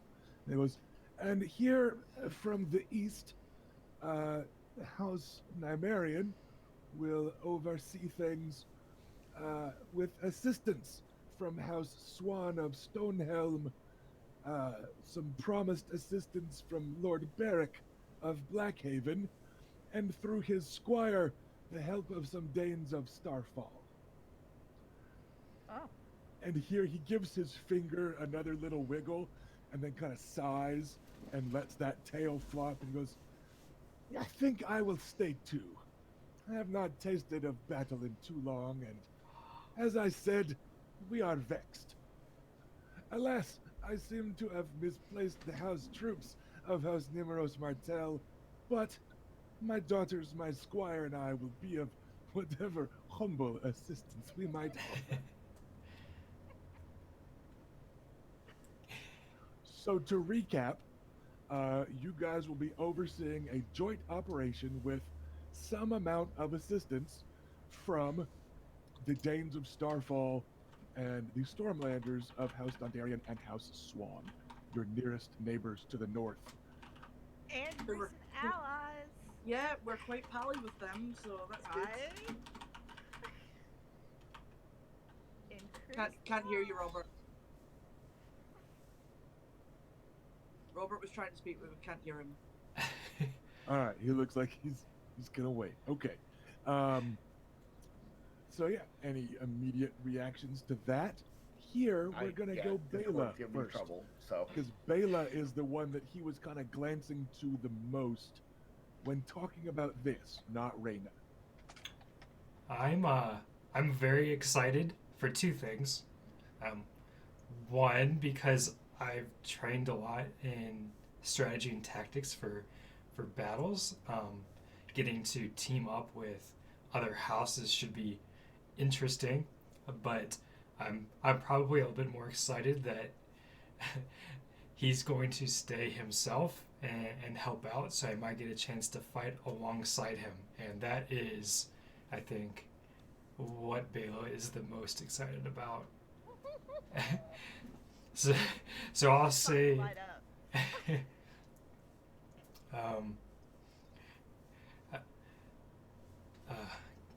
cousin, I'm happy to have you, and we'll definitely be able to put good use to you as well as the sand snakes as well. And you see that both of the girls, well, not Obara's not quite a girl. I mean, she's late 20s, but like both of his girls, we'll say it that way, they kind of light up at this confirmation that they get to stay. Especially Lady Lance, who actually does a girlish little hop, like Daddy just said she could go to the concert. She's like, I heard the Vulture King has Stormland deserters in his ranks. Ah, Northerners. And she just looks like, yeah, I get to fucking fight people. So yeah, like she looks excited and happy. Yeah, like they all look pleased as punch to be here. So I wanted to give Bayla first dibs on reaction. Anyone else want to like chime in with? Yeah, I raise a glass of this, and it will be an honor to serve with you, Uncle. He gives a bit of a snort at that. Not an Orisian snort, but just kind of like, sure, like I guess that flavor of it. Well, Oris has a very distinctive, unique snort. So Yeah. Sorry. not that Adam's memorized it or anything. I'm gonna look over to Elia, who was earlier complaining that she hasn't got to fight anybody, and give her a nod, like, "Showtime." Yeah, and like I said, she just looks like a, a happy young girl that just got like One Direction tickets. Like she's just like, yes, this is happening. Dope. Yeah, yes. And I'm going to battle with these cool cousins of mine and my badass dad, and I'm gonna show Obara how cool I am, and everything's gonna be great. Like she just looks like totally fucking stoked about all this. When things calm down, and this will probably be later, so I just wanted to make a note here. I do want to inquire about Lady Deanna and see how she's doing. Okay, that'll come up if it comes up. Any other immediate responses to House Nymerian being in charge of a joint task force? Luke looks pleased. Adam, Adam is silent and probably looks anxious. I look sidelong at grandfather to gauge his response to all of this. Yeah, definitely. Perhaps noticing a lull in the eager responses, or perhaps in response to your look, or perhaps because he speaks only at exactly the right time, as he has been Lord of Wyvern's Rest for so long. He is one with the stones. But exactly as if on cue, grandfather Lord Makar gives a bit of a nod, and takes a drink, and he goes, yes, it is time that House Nymerian rode to war once more. It has been 20 years. That is long enough. Let us raise a sea of spears and show Westeros that this dragon still has fangs. Adam, you will squire for your sisters. The rest of you will all be going, of course, as well as adults. This is an all-in confirmation from grandfather. Like he was a little apprehensive about all of you going to King's Landing. Title drop. But yeah, it looks like Adam's back. Adam, did you miss audio during that, or was it just your video? Because the app puts me out every so often, so yeah, I did miss that. Grandfather says, yes, we will raise a sea of spears. I got that. Show all Westeros, blah, blah, blah.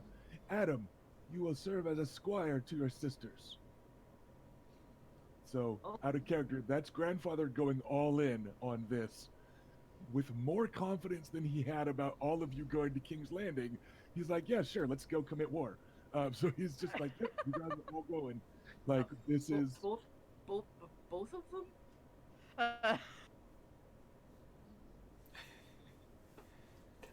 I shoot Adam a reassuring glance.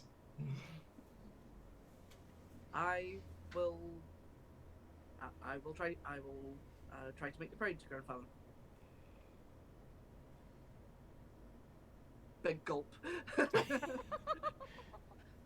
No pressure. So yeah, just squire for 2 people. He gives you a confident nod with a hint of a smile at it. That is the look he often gave when he asked you all a seemingly impossible question, like something that everyone said you were all too young to have the answer for, when he would quiz you on part of the histories of the Targaryen invasion of Dorne, or some political alliance, or like whenever he asked you guys something that was supposed to be the equivalent of a grade or two ahead of you, he would have this little hint of a smile where he was like, he was sure that his grandchildren were going to surprise people. And he's kind of got that look on his face here now. Um, but also with this certainty of like fuck it, now's time. Let's do this. House Nymerian is, the dragon's out of the bag, so like let's fucking go loud on this. And sure, let's go to war.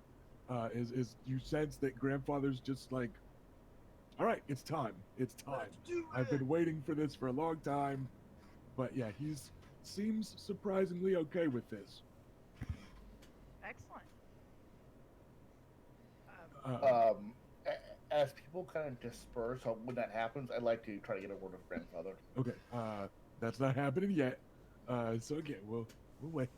Um, with a not With at my all- sound messed up, I gotta get it whenever I can. Right? with a not at all ladylike clearing of her throat. I don't want to call it Big Elia and Little Elia because she'll shoot me, both of them.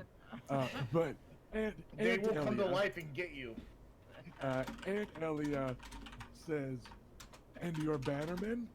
Will they be forced to stay at home, languishing in their towers like lovesick maidens?" And she's looking directly at grandfather like, "Come on, fucking let us off the leash. Come on, come on, come on, come on." And you can even see that Sir Adam Bridington kind of lifts an eyebrow. It's been a while. He hasn't really gone to war since the rebellion either. And he's listening. And everybody looks to grandfather, and grandfather looks to Bela and Reyna. Of course.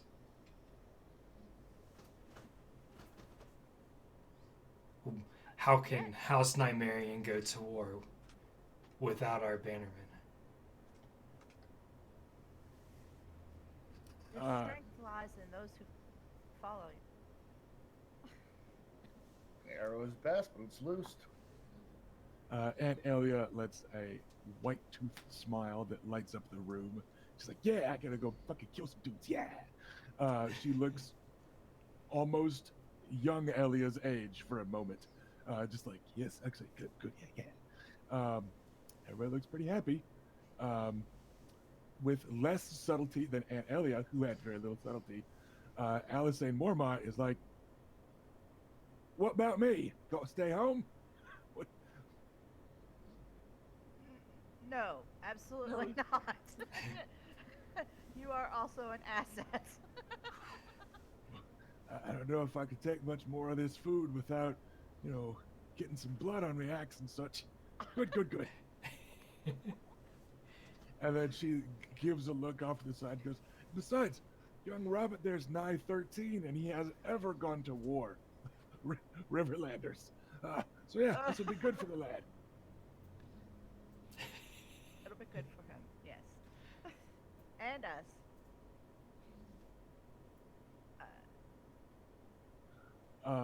Woolly Will just sits kind of defeated looking in his seat, like you're sure that he would have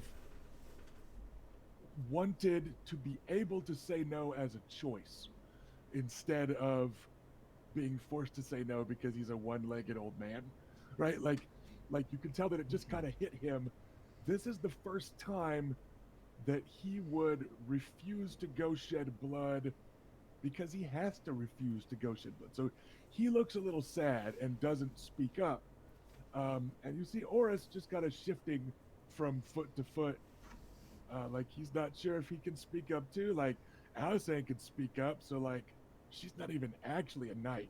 And like I was knighted, so I should probably be able to speak up, but I also don't like speaking up.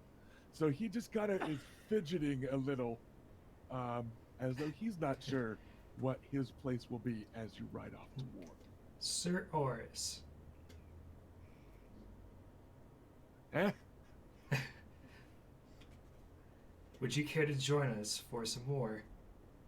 Would you like A fun spot of war? war. I'm not Well- going to pick it up. No, I'm good. I'll stay here. Okay. Well, I suppose I owe you lot some service for room and board and such. And, well, I'd feel bad if less of you came home than rode out there. So, hi. I'll be your sworn sword for this campaign. And he kind of straightens up a little like, yeah, I'm a fucking knight now. Like, this is a thing. I'm doing a thing. It was up to me, you know. I'm a good boy.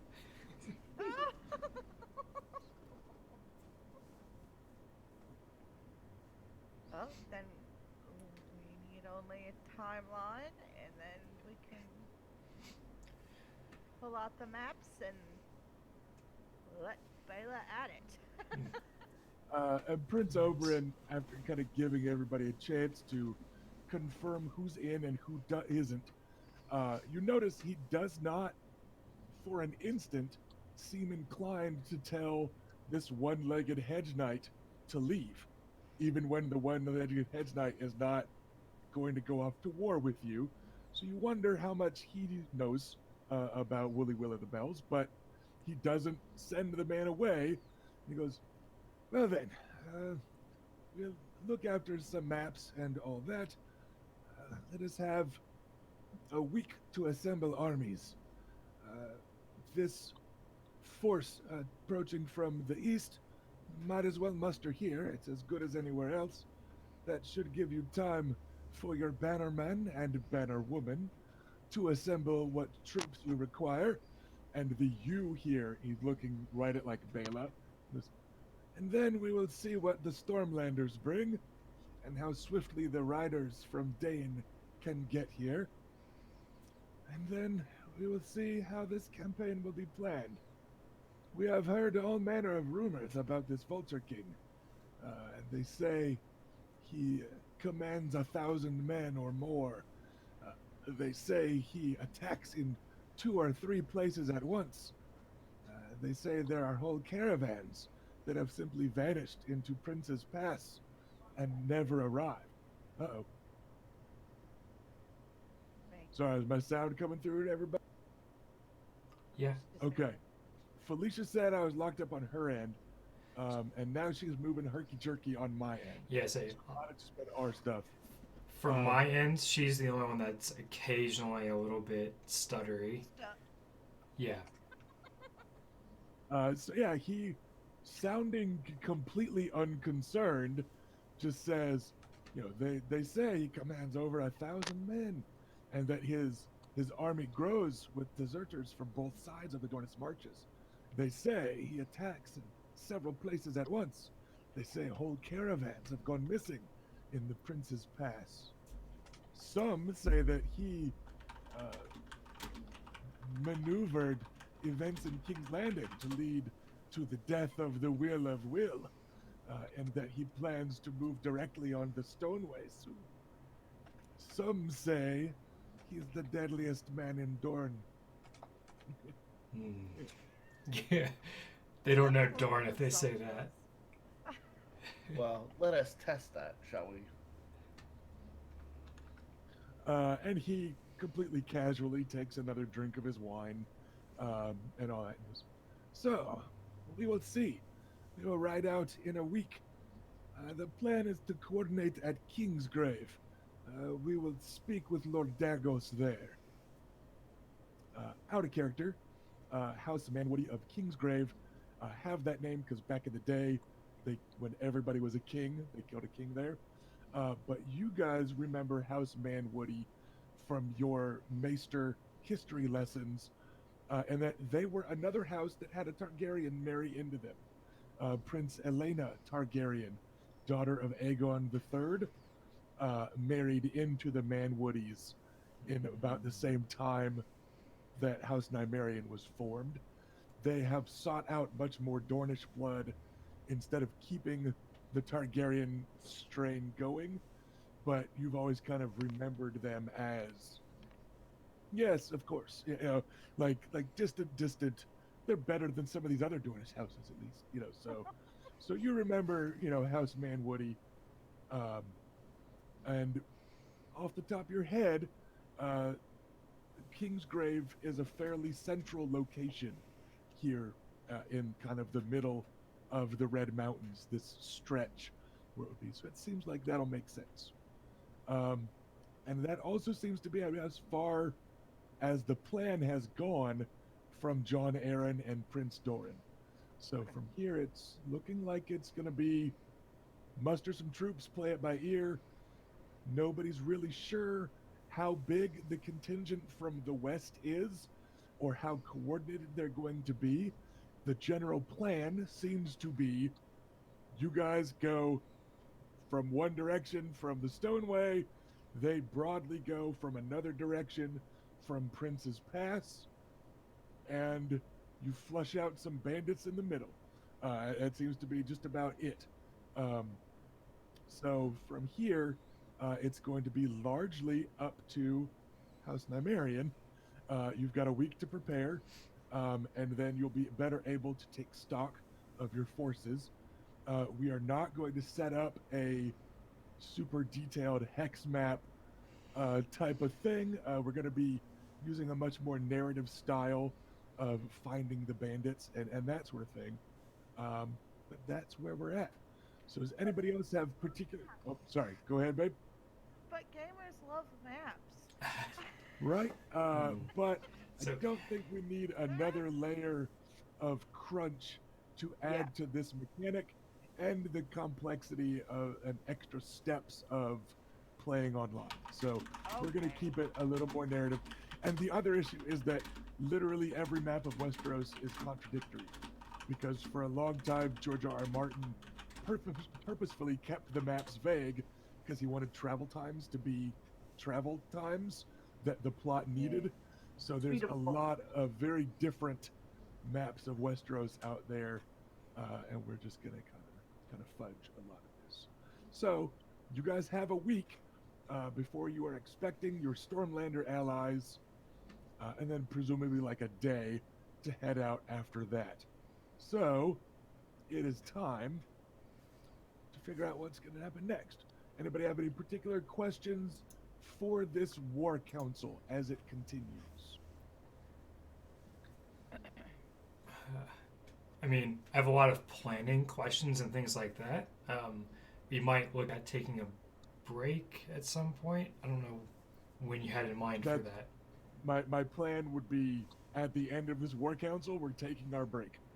So if there's role playing people want to do right now, before we move into the abstract of these are our preparations over the next, like that's kind of what my plan is next, is we're gonna wrap up this scene with some clear role play if people want, and then potentially move into the more abstract of sometime in the next couple days, Luke checks on Iris Danit.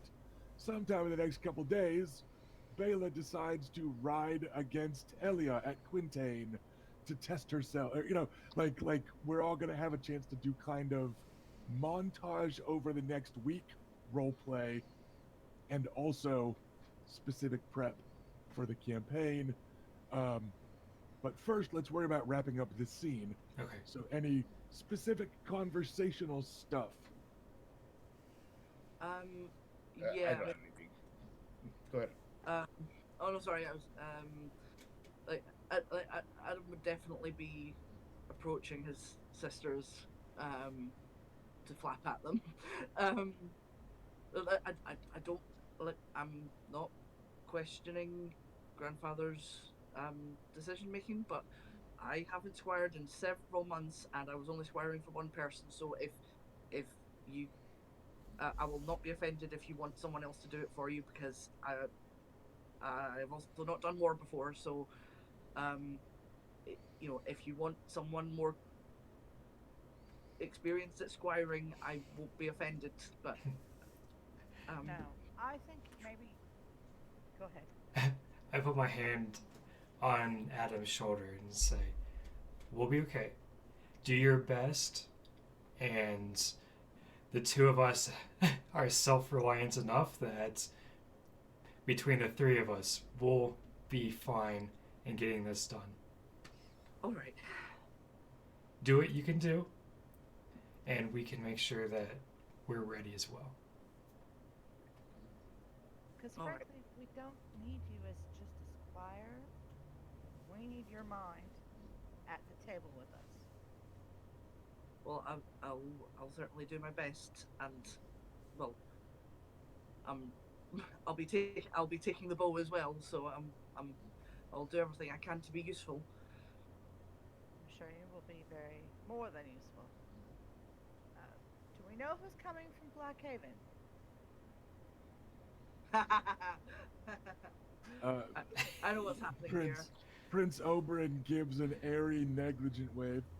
Probably some storm lord. Well, that's kind of where they come from. It Don't let is. them slack, sister. Ride them hard. It feels a bit queer to. It feels a bit queer to invite them down here, but my brother. To be fair, Uncle, we befriended many Stormlanders on our trip to King's Landing, and only one of them betrayed us. It's true. Only one. This is true. But Nonetheless, their family's in tatters now, so but Blackhaven was most gracious to us on our trip home, and That's true. I would like to make sure that we keep that in mind in our interactions with them. But that is all. I defer to my elder sister's judgment. She's usually on top of these things. Oh. Anybody else with specific questions? No questions. No, not now. All Not- right. Oh, Yeah. check with Bayla. Bayla breathed real heavy.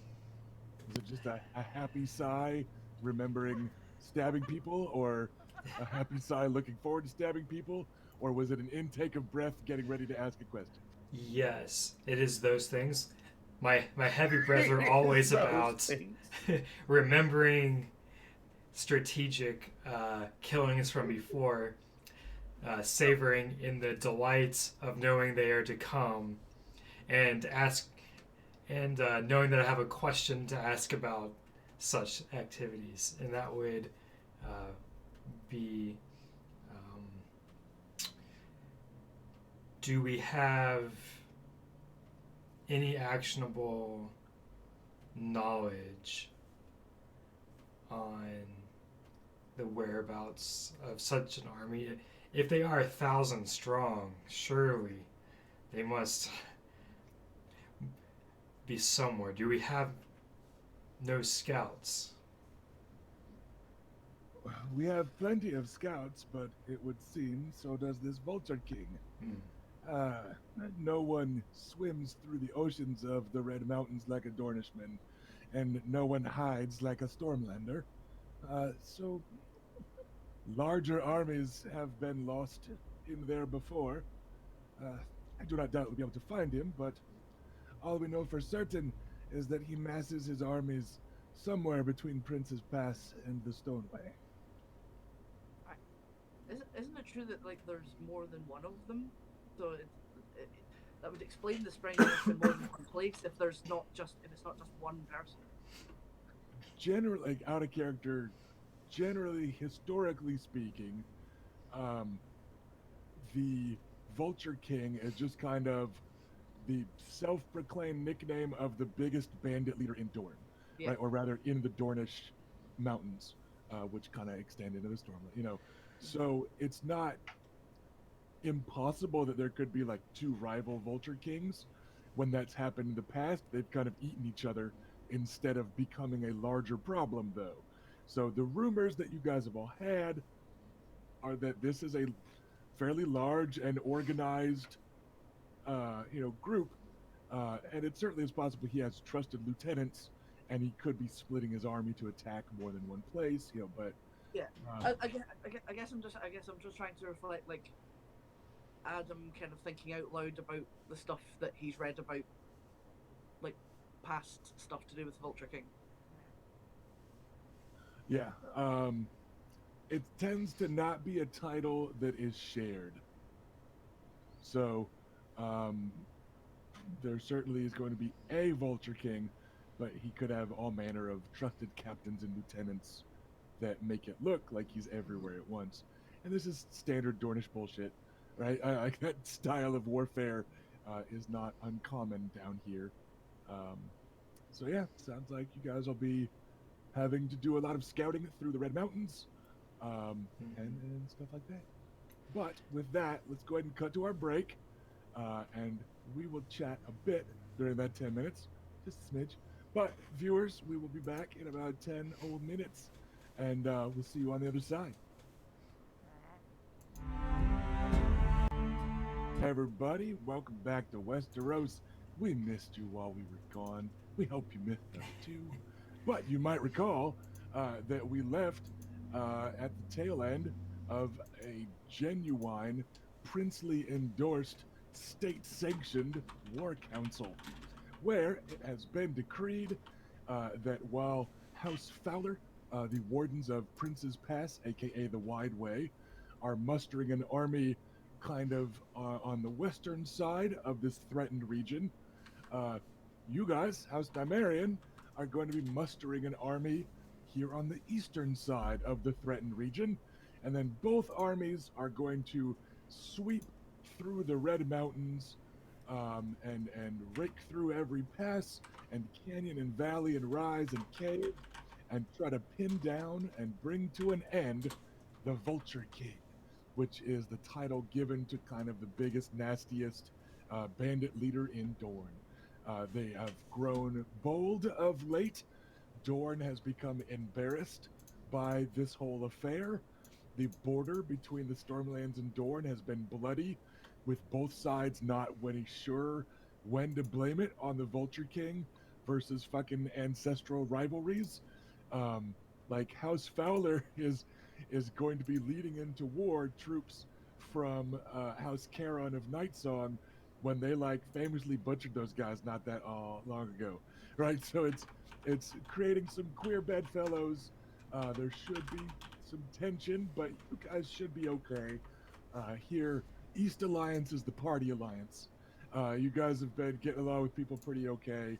Um, but yeah, that's the current plan. So we left off in the abstract with about a week of kind of role playing montage and seeing when a conversation or something happens to stick and we fall into a full scene.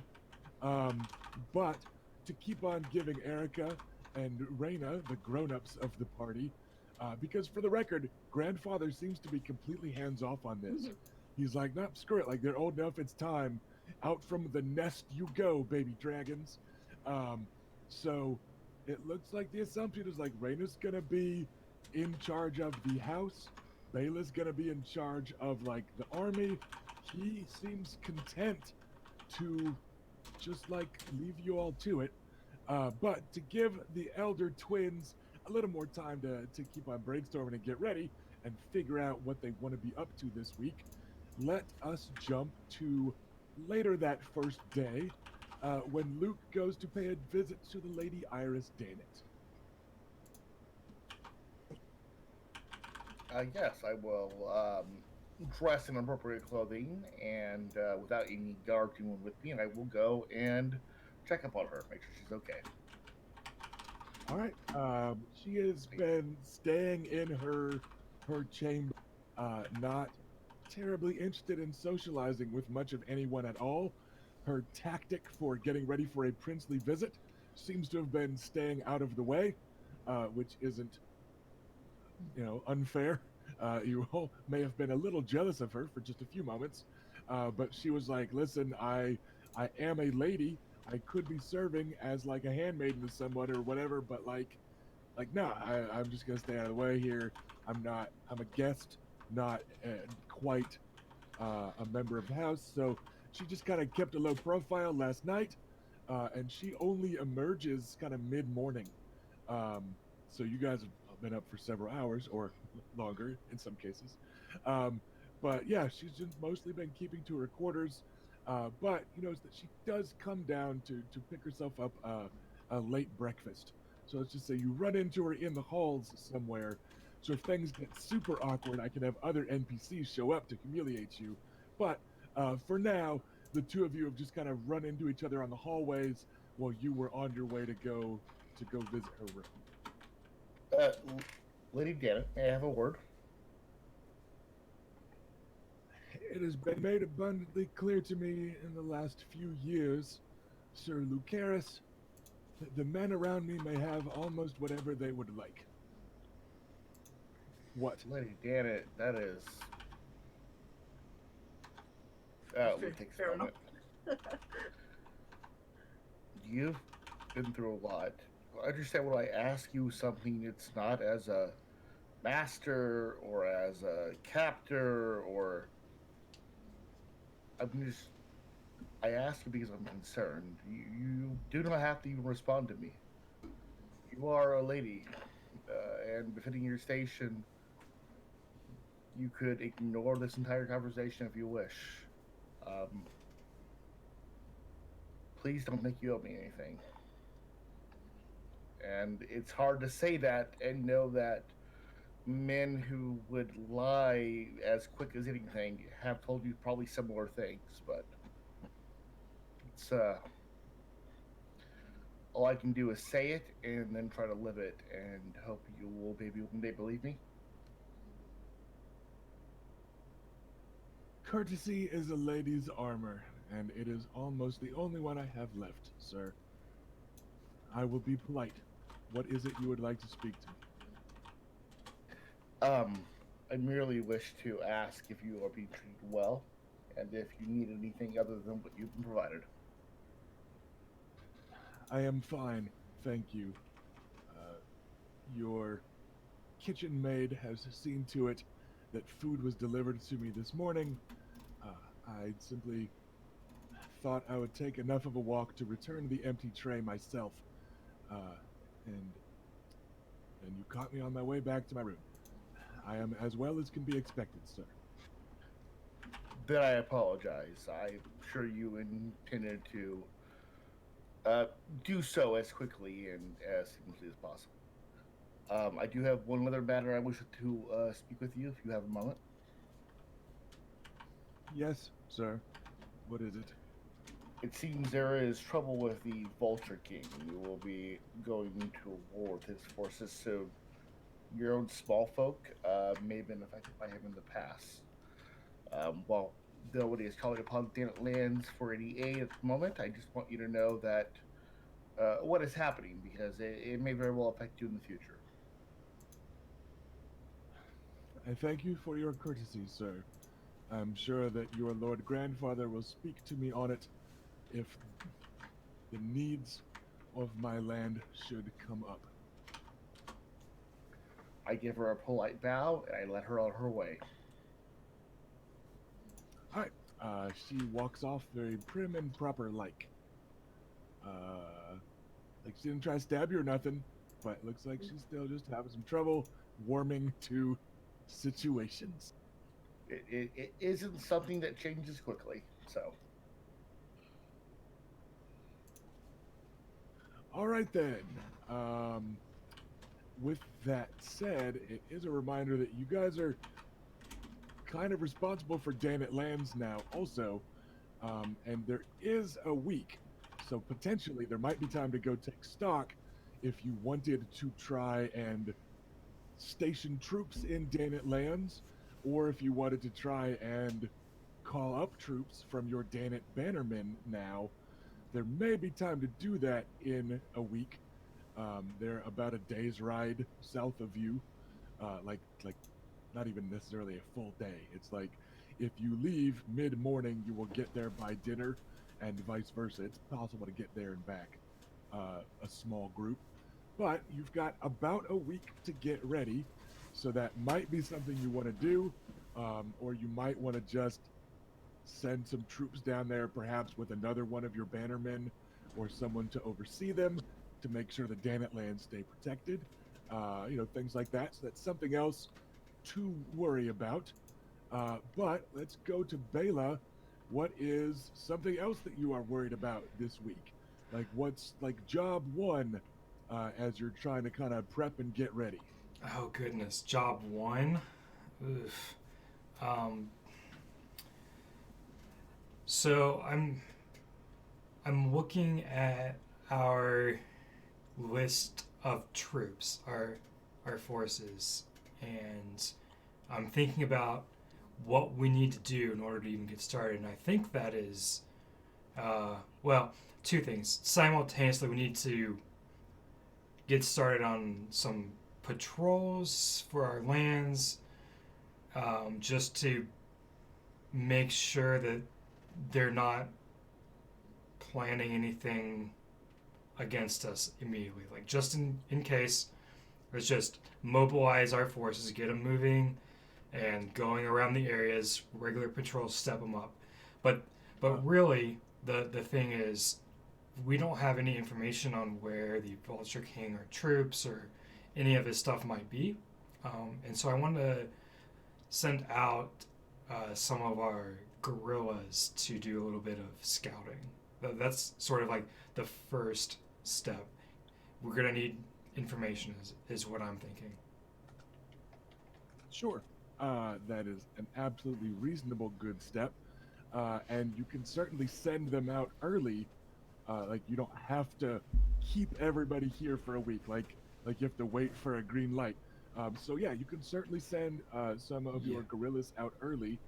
I believe you have theoretical access to 2 units of guerrillas. Right. If I'm remembering correctly, you have immediate access to yours. Yes.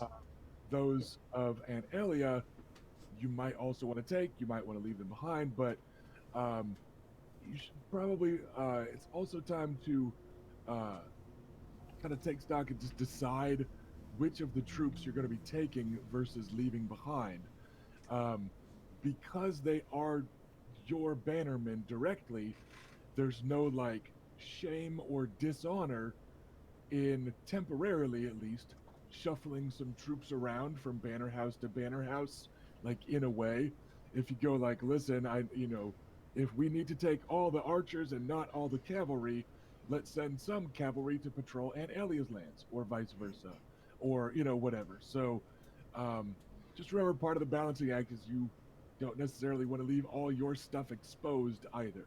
So that's one of the things to kind of talk about and figure out this week, is how many troops to leave behind and where exactly they're going to be left to keep everything safe. So, in the meantime, though, you can certainly take your unit of guerrillas and send them to scout ahead. And in the abstract, we can handle that with some rolls later on. What I think would be the coolest way to do that, because it's 100 freaking gorillas that in theory are 1 unit, but that's just on the battlefield. They probably break into about 5 groups, let's say, would be kind of standard. So you guys are able to keep about 20 of them to be just kind of close scouts and pickets for your army, and that leaves like 4 independent groups of them that we can say are taking off and fucking off and scattering into the mountains. And when the time comes, you will be getting a dribble of information from them, or they might get wiped out and you never hear from some of them again. Whatever. But yeah, it's certainly a solid first move, and you send them out like today, or tell them to make ready and leave first thing tomorrow. Like, just how big a head start are we thinking? I'm going to get them moving today. I also want to talk to Raina about the Danet lands and what we want to do with them, because we don't have any real knowledge of them, and I'm curious to know if she wants to go perhaps with Sir Luke and maybe anyone else of her choice to go and take a look at the lands and the state of the defenses and any standing forces they might have, and sort of evaluate where they are, what help they might need, and that stuff. Because out of character, I know she's a lot better at the running a house sort of business, and so that's the kind of thing that Balin knows needs to be done.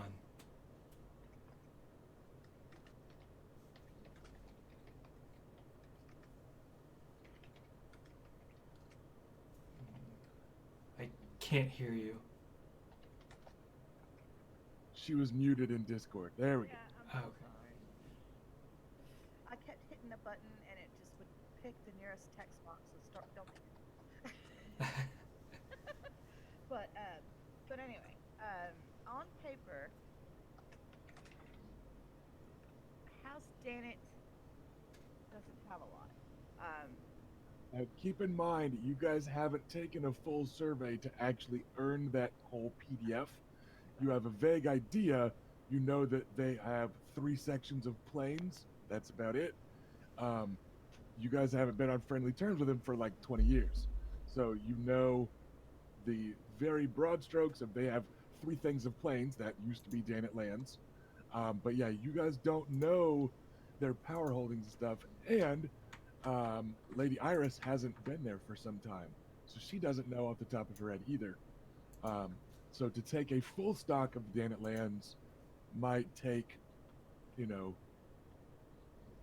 say 2 days. Like most of a day to ride down, most of a day to do things, most of a day to ride back. Like, so call it like definitely 2 do full that if days. you wanted to. I think that's worth it right now. We need to know what we're working with. I will plan to do that. Like, I could go now. I mean, I will ask Lady Iris if she would like to go and see her ancestral lands. With all due respect, sister, shouldn't you stay here? I could go to the south if required. Or Adam. I'm sorry. Shouldn't you stay here? I or Adam could go to Dannett lands if required.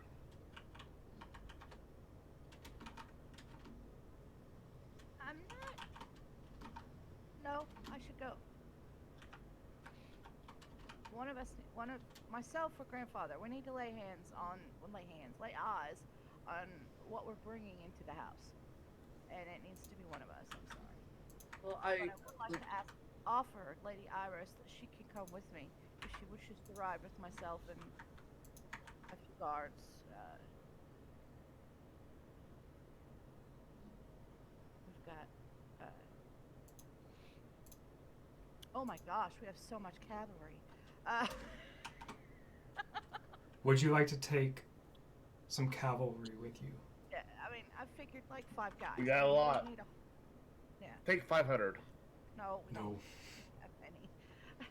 Like half a dozen horsemen, cavalrymen, myself, Lady Iris, and whoever else wants to go. All right then. When is the plan to leave? Depends on what time it is we get this. I mean, is it early morning right now? Say mid-morning. Like, Luke just recently had his conversation with Iris, so like 10 o'clock ish in modern parlance. And you said it's like a half day ride. Yeah, you could get there before dusk. No, let's go in the morning. All right. Who wants to go ask Lady Iris if she wants to go home? I will. It's my idea. All right then. She seems to have sequestered herself in her chambers again. Well, I will go to her chamber and I will tap, tap, tap upon her door.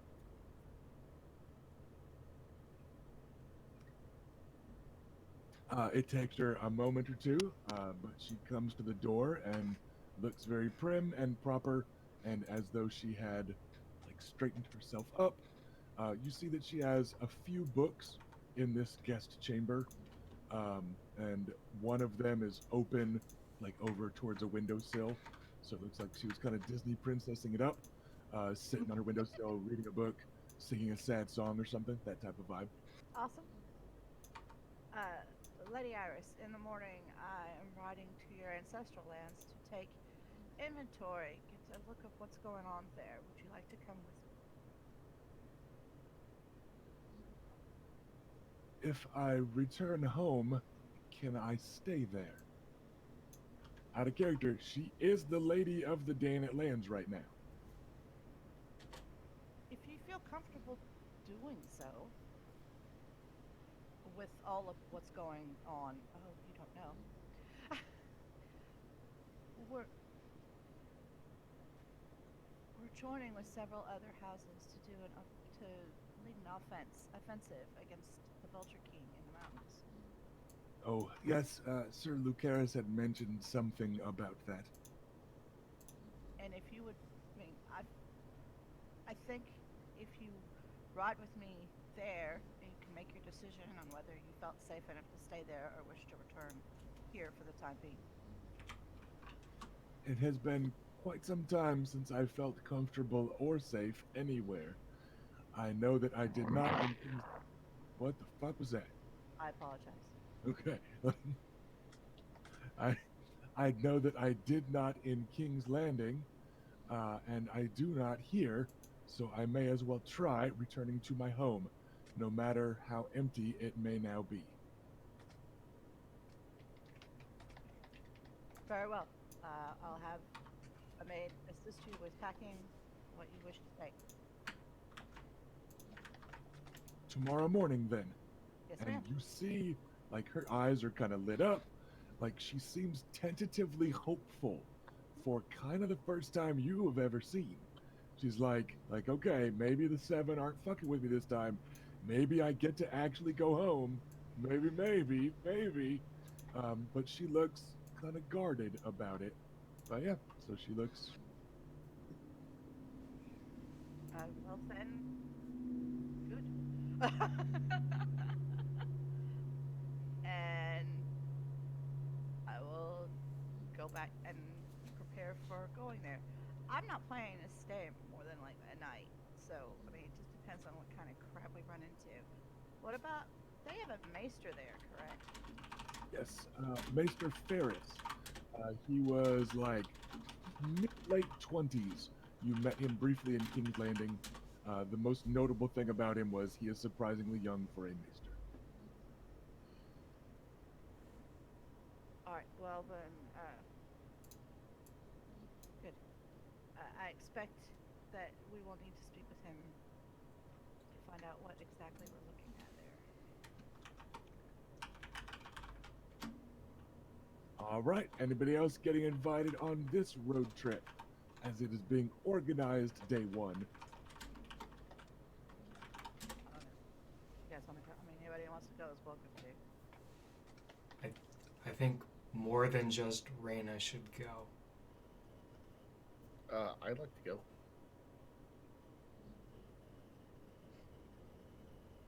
Okay. I can stay here. It's up to you. No, you can come. I mean, I mean, are you going to be like telling the rest of us what you're planning on doing? yeah, sure. Right. I will tell you all at tea or something.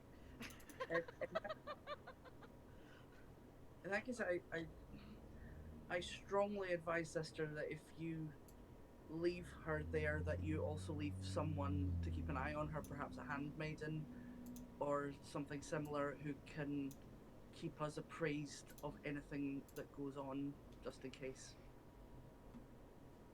Let's be honest at this table. You want me to leave a spy with her? Yes. Well, that may be the wise choice. It may also harm our efforts to get her to trust us. But leaving her with her lands and free reign is a dangerous. You know how close their lands are to the Ironwoods. If there's a very real possibility that she is masking even more resentment than we already perceive, and may go straight back to them and plan revenge. So we should definitely not just blindly trust her to care about us. Adam's not wrong. On the other hand, giving her autonomy back may be the only thing we could do to have her Well, to prove to her our intentions.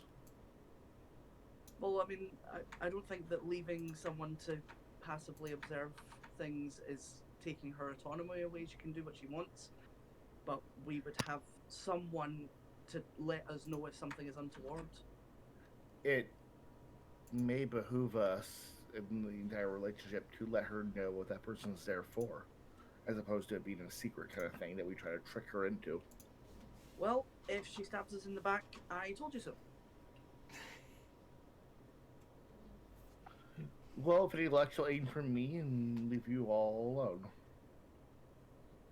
I agree with Adam. His concerns are legitimate. We just I'm just how we saying. play this is. I'm just Yeah, go saying. ahead. I'm just saying, trust but verify. My Kissing concern her is style. I Here's don't my want thoughts. to trust her. My concern is she won't trust us if we also verify. Go ahead, sister. Sorry. But that is right. I want to foster a good relationship with her in our house. And it is her house.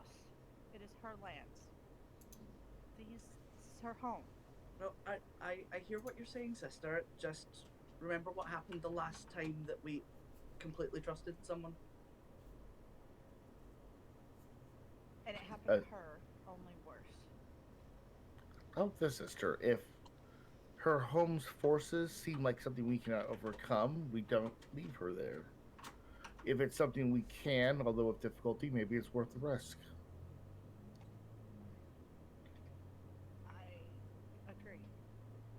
I think with the Ironwoods being just as involved in having to participate in this action as well as us, they will be just as distracted. And they're down one of their sons. So they have fewer resources. Do the Ironwoods, I mean, I know there was Cletus is the dead one? No. Cletus is the heir to House Heir. Ironwood. Archibald, a cousin, Archibald is the one that died. Okay. They're down a male warrior. They're down their spare. I will Also, say, a quick out of character reminder: House Ironwood is mustering at Skyreach with House Fowler, which is kind of King Robert and Prince Doran slapping him in the face, because House Ironwood's title is the fucking Warden of the Stoneway, and they're being sent to go help somebody else somewhere else instead of being in charge of the Stoneway operations. So they're probably in even more disarray than you guys, because they're having to take their army somewhere else to muster instead of even like having a week. So House Ironwood's probably kind of a shit show right now, on account of being kind of slapped in the face by King Robert and Prince Doran for taking the wrong side in some recent kerfluffle in King's Landing. You might have heard about it. Yeah. I mean, I'm just like, it's all very well that we've got the king's word on our side in terms of Lady Danet, but like the king's word isn't going to mean much if they kill us all before we get to complain to the king about them betraying us. You know. Understood. I will also say, Lady Gannon is aware that House Ironwood stood next to the Lucases as they used her. Mm. She may not trust us, but I would be very surprised if she trusts them.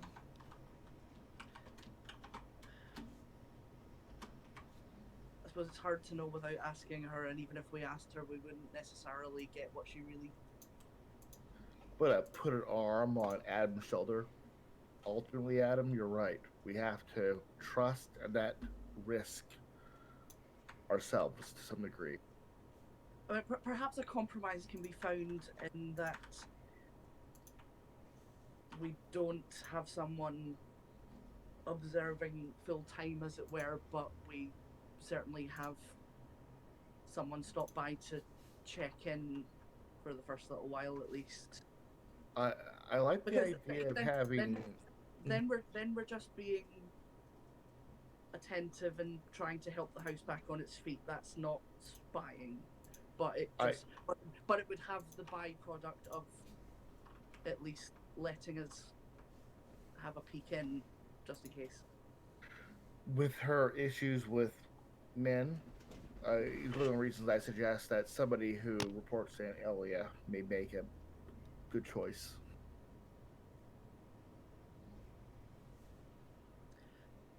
That can be I decided. I think that's a decent idea. I certainly think that we should send reliable women with her as well as men, because, well, what she's been through, she's going to need people on her side.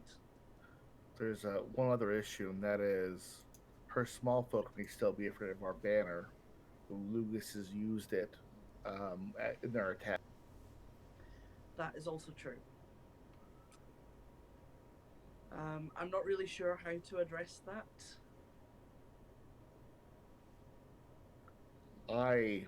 It's unorthodox, but I wouldn't mind wearing house Danet colors on the trip over there. That's more than unorthodox, like out of character league. That would be That would be. a big deal. Yeah, and pretty yeah, shameful yeah. to House Nymerian. I am aware of that. Yeah, I'm not doing that. Well, I mean, Very well I mean, done. I don't know how much good this would do, but I mean, perhaps if you were using your We should. your personal sigils rather than the house sigils. I mean, I know that they're similar, but that We should still have someone fly her sigil. I think will have her. I mean, I don't she think has we. no. But the thing is, like, carrying a false banner is actually a bad thing that we shouldn't do. Well, it would be a But false there is- banner if we can assign some guards to her personally, and they could then fly her banner. I mean, if right, Rusty, like, is Adam good? Like, does he by any chance know the kind of actual legalities of this? I mean, they are your banner house now. So, this isn't something that should ever have to come up. So there's not, if it's a historical precedent that has made it into the history books, it has been rival houses flying false banners to get close and betray somebody. You certainly, none of you have ever heard of a lord flying the banner of one of their bannermen to assuage the fears of small folk. I guess, Well, yeah. I guess I'm like, what I'm meaning is, like, legally speaking, if Luke were to have men using the Danet banner who were actually from our house, would that be against the law, so to speak, or considered dishonorable? Like, or would they need to formally become sworn to House Danet? In the interests of us cutting this short, instead of setting a convoluted legal precedent and also needing to make like every seamstress in Wyvern Dress to do a whole ton of work, I think it would be completely appropriate if you guys were to arrive with people flying the Danet banner and the House Nymerian banner as part of the same entourage. The same way that we've occasionally seen, for instance, on the show, Joffrey do that shit combining Lannister and Baratheon. Like, there's a precedent for coupling banners in a way like that. Well, I So, mean, that seems like the best solution then. Yeah, ultimately, that is what I'm suggesting. After the other idea was turned down, so yeah. That sounds wonderful. Yeah, definitely don't just have our guys pretend to be House Danet, because that's it. That's No. Mind you, if I had men swear to her, they would swear to her. They would not be ours anymore. But yes, I'm with you. I make no deception. I also think that we should be leaving a contingent in the Danet lands to defend them because they are more vulnerable. And make sure the small, like what small folk are left, are protected. Because Yeah. rather than drawing troops away from there, when we've already got we've got pretty healthy numbers already. We don't Yep. really need them, and we don't want to leave their land. Whoa. My Discord is completely messed up right now.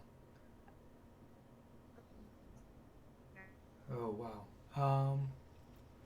Hold on, everybody. Let me see if I can get them back. Alright, I'm typing to them. Let's see. Yeah. Okay. Things look good now? Yeah. Okay. Okay, I think we're good now.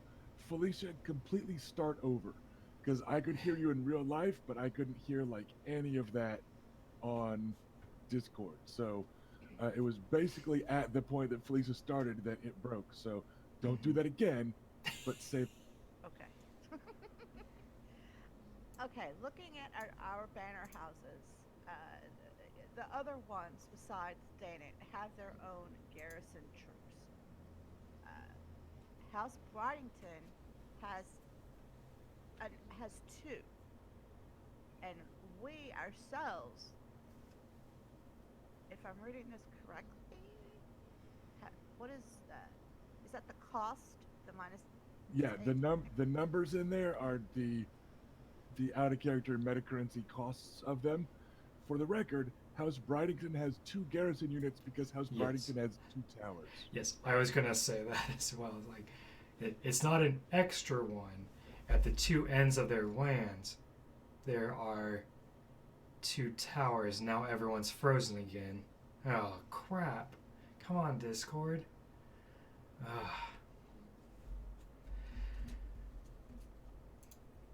I don't know why it's doing this. Oh no. It was behaving so well up until right now. But yeah, so 2 towers at the ends of the ends of the lands for House of Bridington. They have a garrison in each tower, so it would be unfortunate to screw that up. So yeah, we're probably going to suggest pulling either an archer from the House Sandstorm or a cavalry unit. We'll see how it goes. Probably a unit of cavalry, to be honest. That way it's a little more mobile. Hopefully Discord starts working pretty soon. Okay, well, I just lost. Okay. Oh. Hi. Alright. Hi. Okay, Felicia turning it off and turning it back on. This has been really weird. Through all of that, all of the rest of us were frozen, except for Erica, but only Erica on Twitch, not Erica on Discord. Yeah, you know why? Yeah.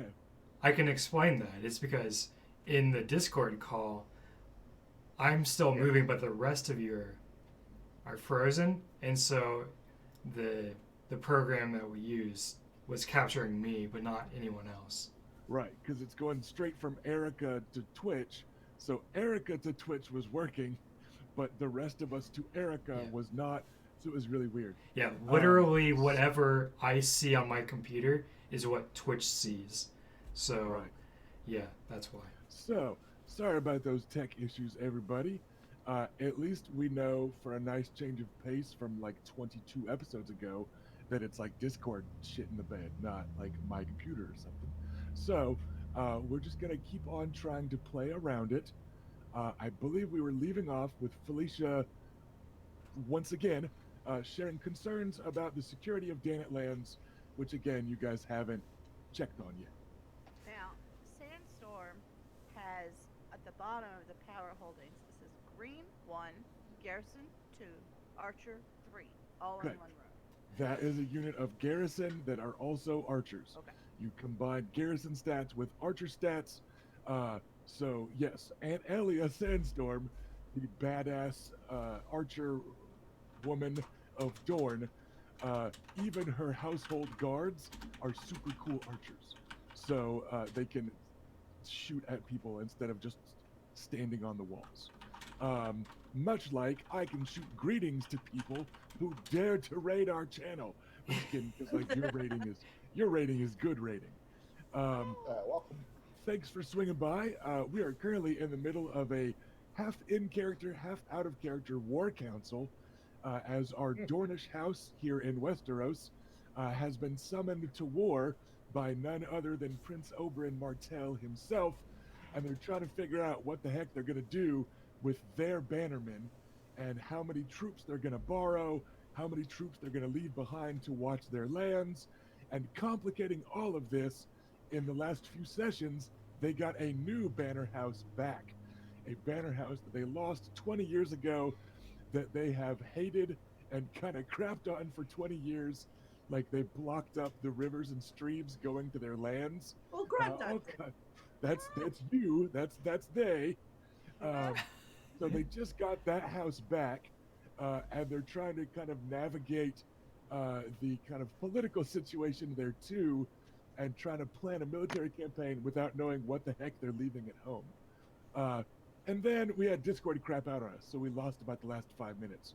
But let's go back to Felicia, who is playing the heir to House Nymerian, expressing concerns about the situation. All right. We have no extra garrison units to share out. What we have a plethora of are archers and cavalry from our two banner houses.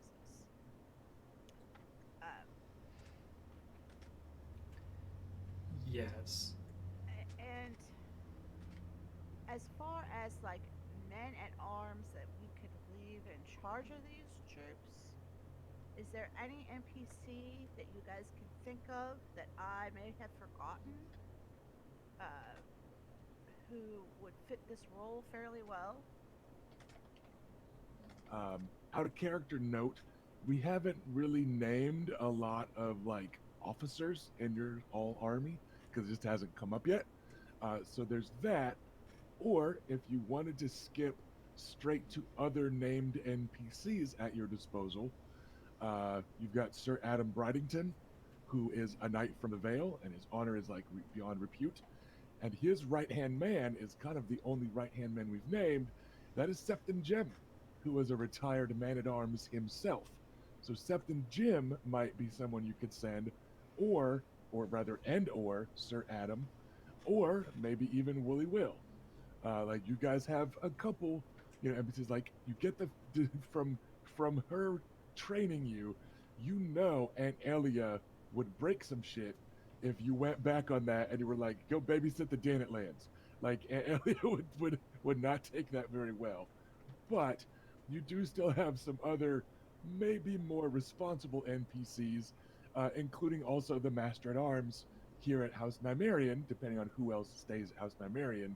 But you've got your Master at Arms, you've got Septon Jim, you've got Sir Adam Bridington, you've got Wooly Will. So when we can, let's try to use existing NPCs instead of introducing new ones. But you have several guys with a lot of honor, and like especially a Septon might kind of be a good way to go because he's also like he might be a good call because he's a retired military guy that could still do military guy stuff, but he might seem a little less threatening than the rest. Right. And if nothing else, you could perhaps take him along just on the day trip to look to the souls of the Danet people and then decide whether or not he stays. So that could be some cunning Nymerian bullshit. That's the plan. Earthworm Jim. I hate you. Okay. That was a good game though. So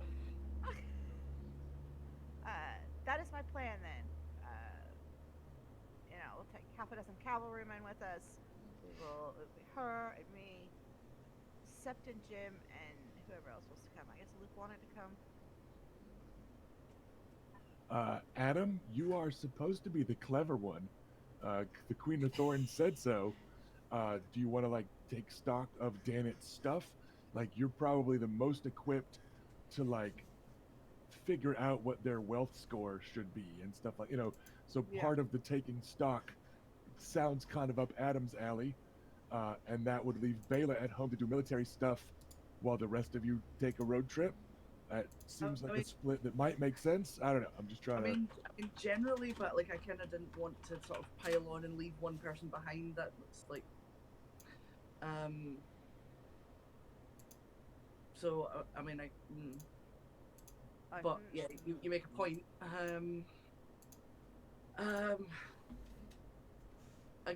I guess also it would make sense because like Adam worries about Luke putting his foot in it, so may just come along to make sure that goes okay. I guess he would also probably be kind of hovering a bit because he knows Luke's going to go and threaten Norris at some point, so he maybe wants to try and head that off before they go. Just randomly, like as we leave.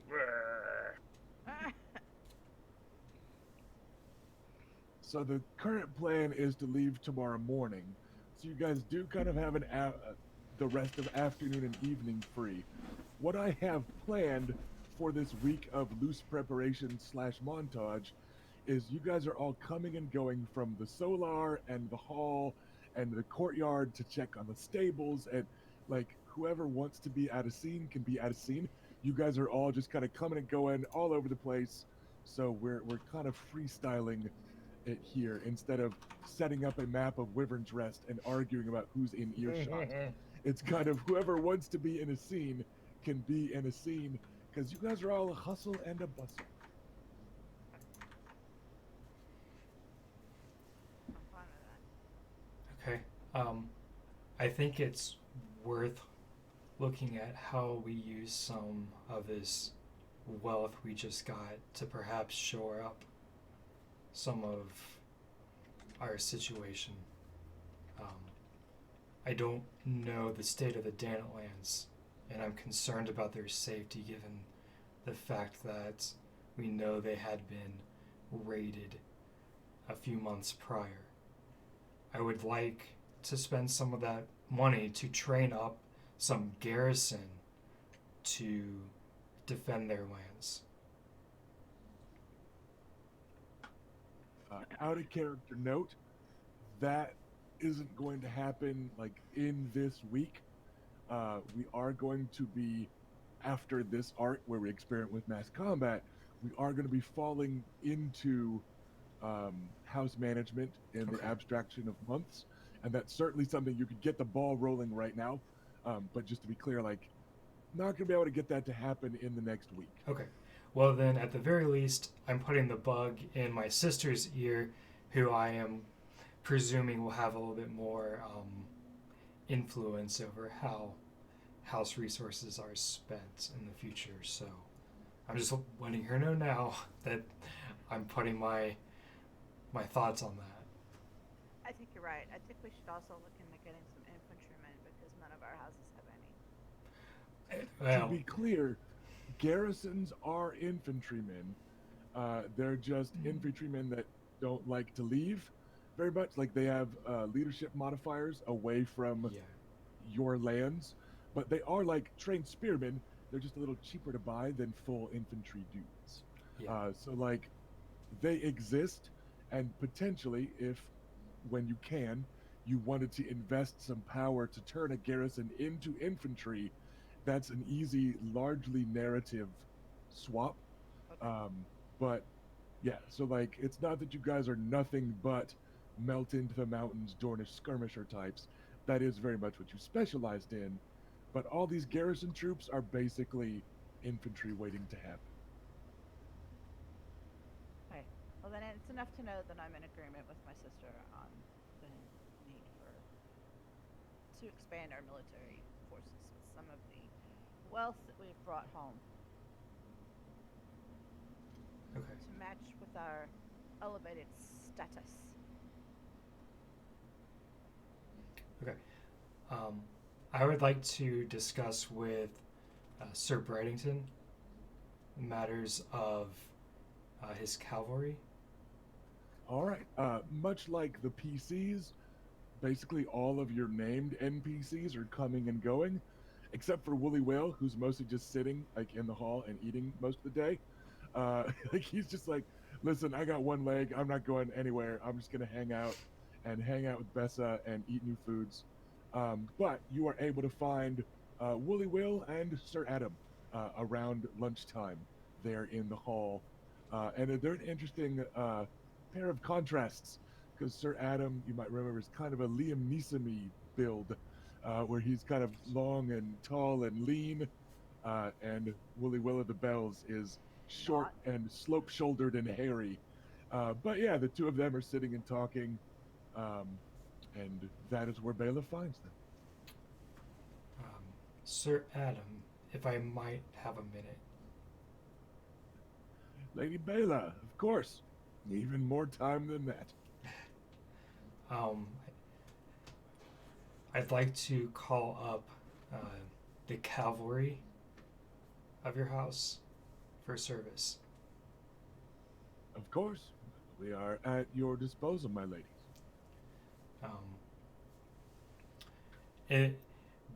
In the meantime, before we set off on war, I would appreciate if 3 of your units could just patrol the lands of our houses. That is Nymerian, Bridington, Sandstorm, and now Danet as well. That way we can just keep stock of people coming or going or doing interesting things inside of our lands during this time of preparation. He looks grim-faced.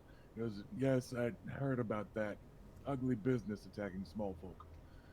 Yes, our usual rotation is 1 unit active in the field while the other 3 rest or train. But we can reverse that easily enough. We're at your disposal. Yeah, I think for this week, reversing that will be necessary. We don't need to ride them really hard, but just the more out there, the better for now, I think. Furthermore, it might be, depending upon the security of the Danet lands, I might ask one of your cavalry units to stay behind to be a quick shock troop to scout and defend their lands in the time being. Of course, my lady. My lads are up to whatever task you need. We sweat when we train, so we don't bleed when we fight. That's how I like it. Great. That's all I have for that conversation. So we can just go ahead and yeah, select. He ends with like, I'll see to it now, and heads off towards the rookery. He can get a raven there. Sweet. And then Septon Jim can organize a bunch of dudes. Septon Jim can also be summoned by that raven, so he's here to go with you guys tomorrow. He can roll up tonight with the cavalry scatter to go to different banner houses. Problems are solved. And without even having Google Maps. All right. Anybody else got any particular preparations or scenes they want to get to today in game before we head off? And then we're probably going to do this field trip to Danet Lands, and then we're going to get back to the abstraction for about half a week. Yeah, just real quick. I like to talk to grandfather before we leave. Sorry. Where Woolly Will has set up shop in the feast hall, grandfather seems staked in place behind his desk at his solar, the true brain of the operation, where he's sitting and handling the day-to-day affairs of running Nymerian lands, while then sending certain notes down to Bela and Reyna to take care of. So he's kind of seeing to the day to day, and anything martial that's got to do with all this, he's like shooting downstairs. But yeah, you know where to find him. Yeah, I will interrupt him at some point before we leave. Grandfather, Yes, come in. might I have a word? I'll enter the solar. You've already had a few, so you might as well get out what you're after. What do you need, son? This campaign, Grandfather, do you intend us to send a message to any potential enemies? Is that what this is about? Everything we do is a message to potential enemies. This is being honored with service to our king and our prince. Yes, I have no issue with that. You're playing at something. You've only let us in on a little bit of the details. I'm trying to put together what that is. You have it exactly wrong, grandson. I am the one that is privy to only a few of the details. Your sisters are seeing to the details. I am the one that is largely in the dark with this campaign.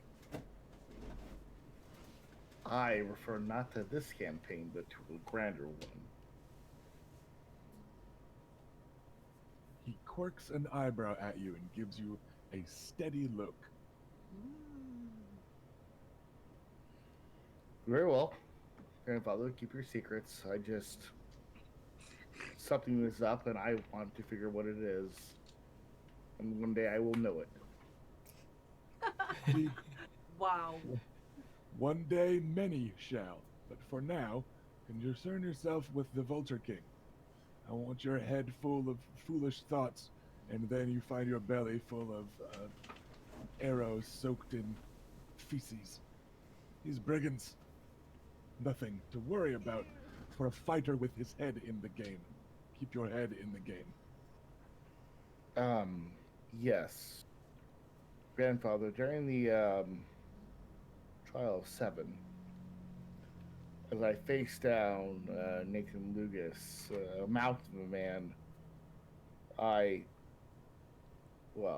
it felt for a moment maybe history might repeat itself, but we prevailed.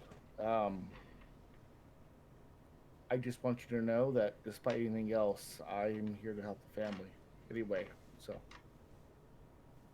Of course you are. All of us are here to help the family. Of course, Grandfather. Thank you for your time. And it's good to be home. It is Wyvern's Rest is glad to have you back in its halls, even if only briefly before riding off again to blood. But what I ride off to matters less than what I come back to. So, thank you, Grandfather.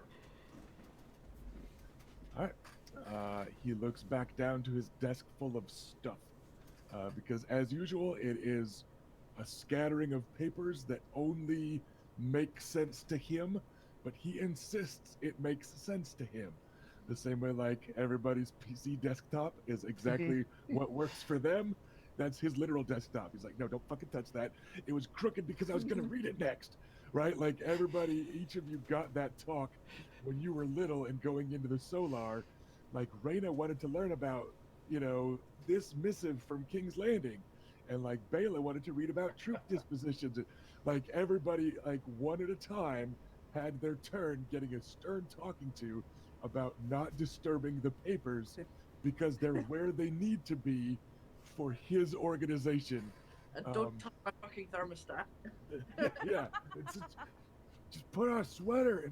And Why did Lady Olena see you this saucy drawing? Oh my god, no! Boudoir paintings of. Don't say it. An erotic woodcut. So, that will wrap up on that horrifying note. Because I'm just thinking of how much work would have to go into them, and Yeah, it's just it gets worse the longer you think She about it. planned it out. It was very detailed. Well, what a lush garden you have, my lady. Everyone says that like senior care facilities are freaking orgies all the time because nobody has anything like left to lose. But like that doesn't mean I need to quite think about it yet because as you may recall from earlier in the stream, my wife is in the prime of her life. Oh my So god. Bringing that up repeatedly, I don't think is the That- wisest. Damn. Yeah, I think bringing it up is not helping. so It's so funny. going from my unique relationship to my loved one, let's go check in on Adam and Oris. Yeah, well, Adam will try and He's find. gonna fight you. Yeah, my brother says he wants to fight you. Beat you up. He'll try and find Doris at a time where he's not super busy and distracted because he doesn't. Oh, and that would kind of undermine the checking in if he was sort of too busy to really engage. Checking on him here in early afternoon after this most recent sibling discussion of riding to Danet Lands and stuff. You can spot him in the courtyard where certain paths of hustle and bustle are going on, just like in, I don't know, like The Sims or whatever, or like a real-time strategy where your mooks are always on kind of the same backseat fortsy.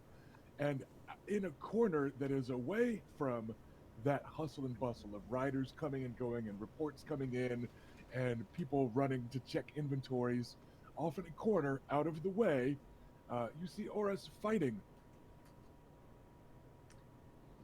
Who is he fighting? He is sparring with Obara Sand, while Okay. Elia Sand and Aunt Elia and the Squire Damon Sand and Prince Oberyn Martell are A lot of sand here. in various stages of pointedly paying attention versus lounging in the sun like a cat. Like the latter being Prince Oberyn just doesn't seem to be paying attention, but you know he is. Yeah, they're all just kind of in that corner, out of the way of house business, because they're kind of a step removed from the chain of command here, and they seem to be entertaining themselves, while Obara is fighting with Oris's hammer, and Oris is fighting with Obara's spear. Okay. Well, that's quite an audience. Yeah. Adam will kind of join in watching. I mean, he'll not join in so much with the lounging, but will kind of actively watch. He's not going to interrupt. But it's definitely interested in how this is going because that's an unusual configuration going on. Yeah, and I mean, even coming off the heels of a whole ass tourney in King's Landing, like it's a pretty good fight. It looks like they traded weapons either out of bravado or to make the fight last a little longer, or maybe both. But yeah, it looks like they've been kind of at it for a while. Oris, I should have mentioned, I'm sorry, he doesn't have a shirt on because he's in Dorne and it's hot. And because, what? No, I forgot to mention that at first. And we oiled him up earlier, so he's nice and shiny. Yeah, and he's all buttered up because that's the traditional. What we do. Dorne. It's Um, buttered up. But Really? he is shirtless, but not actually glistening with butter stolen from the kitchen or anything. I was going to say Beth has gone too far. Has he Um, though? So yeah, that's what's going on. Oris seems to be getting the better of her, and she seems to be surprised by that. And even young Elia is like, I thought northern men were supposed to be slow. Well, he's not in armor.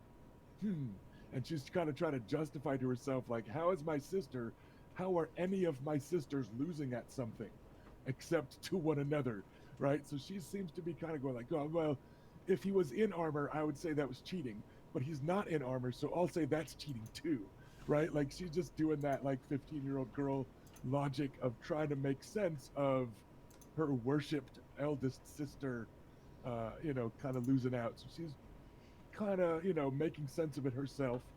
Um, but yeah, that's what you walk up on, and they continue at it for a while. Nobody's drawing blood or anything. They're just kind of sparring. It's not even fighting to submission in a tourney. It's just a sparring session.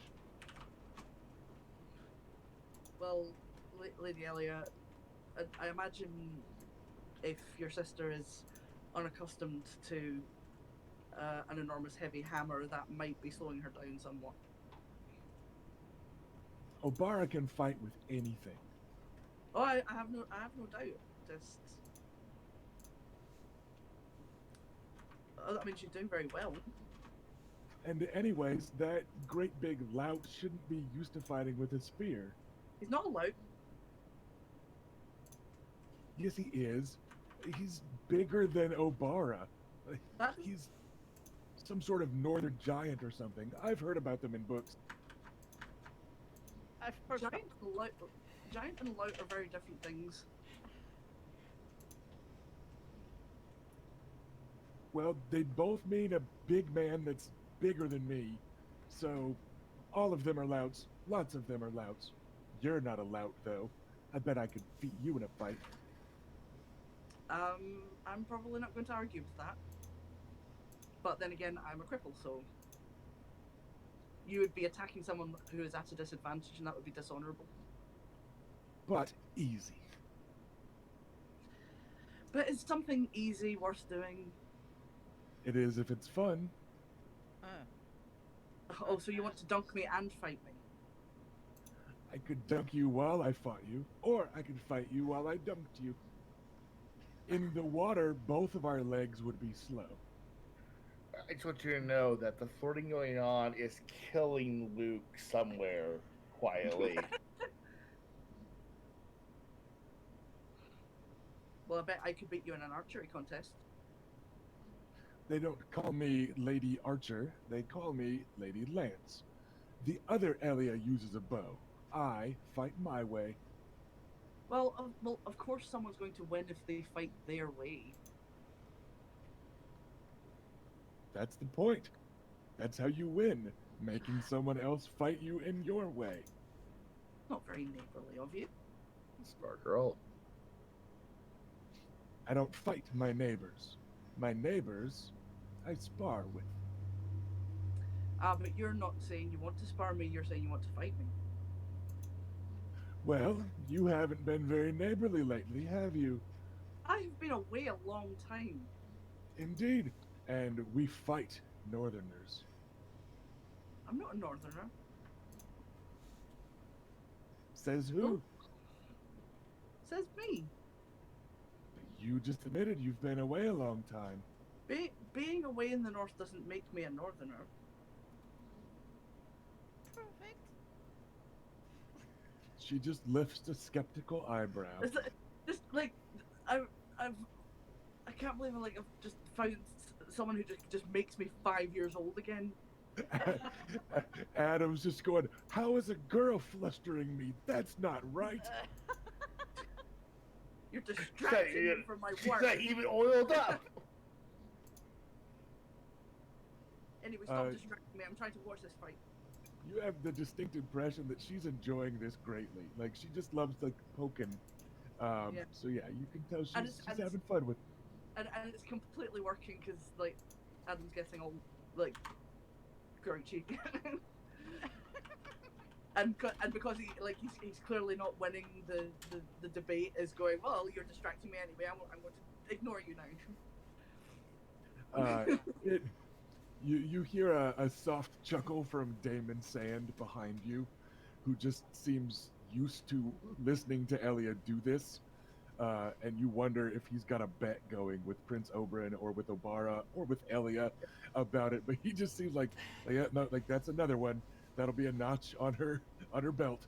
You get that a satisfied chuckle from him safely behind you lot, like out of it.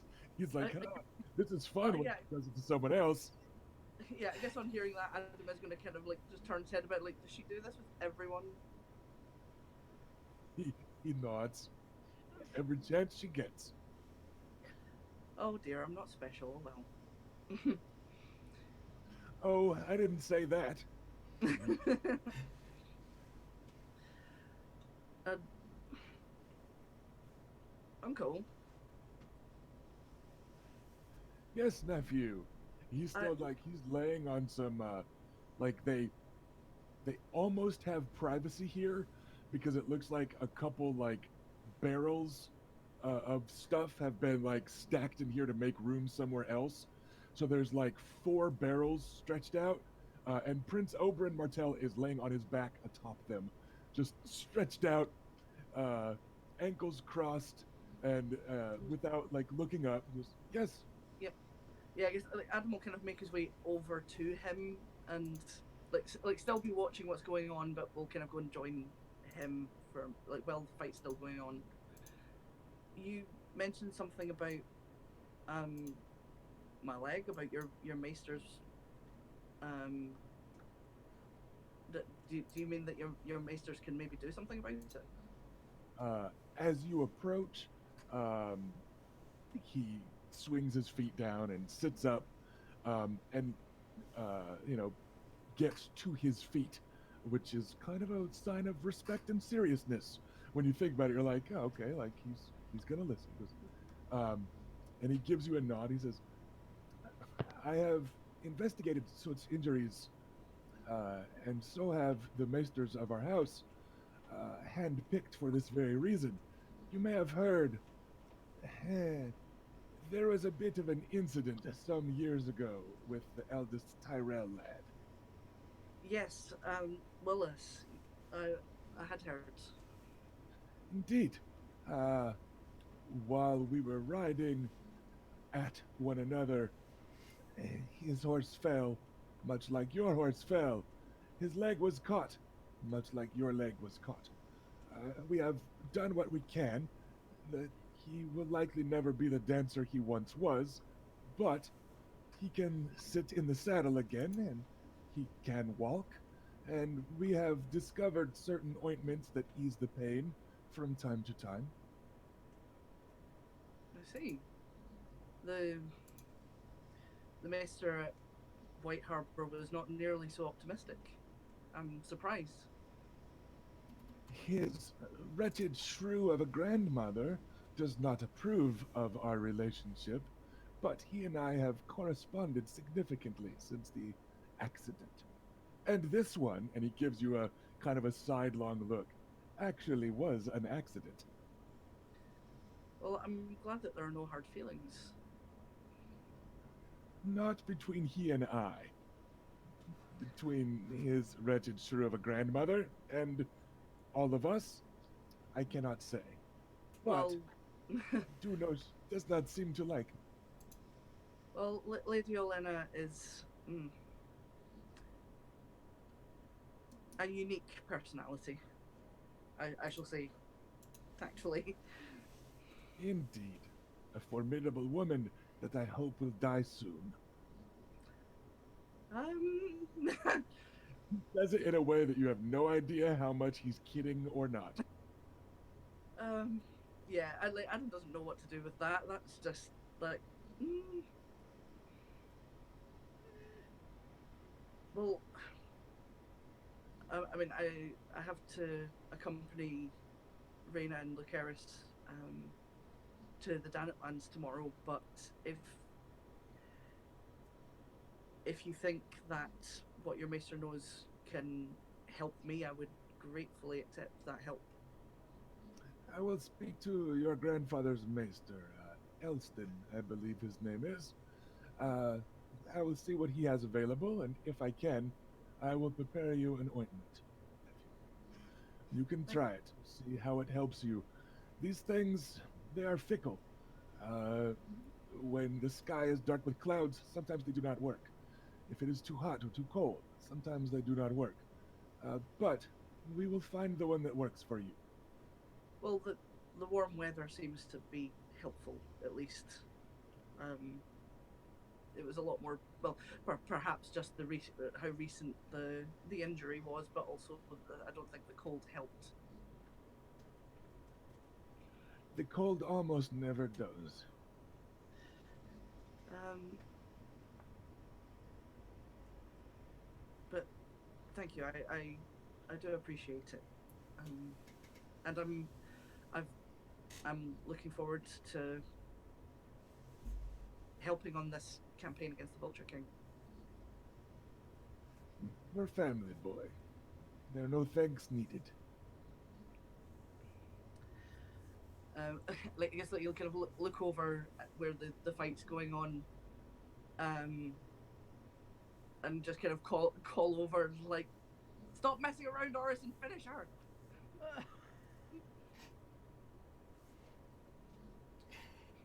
All right, 1 second. I need to go through about 6 inappropriate things Prince Oberyn could say to that, and figure out which one will hurt Adam the most. Ah, It's important to me. No, let's see. I was kind of asking for it. Like, I'm just saying, you're walking right into that one with like arguably the most overtly sexual character in the stories. I'm okay with this. ah. I feel like Oberon. He will just Prince Oberyn will just he will give a little bit of a smirk, and he'll be like, he actually finished her about 2 minutes ago, but it is polite to make it more certain than that.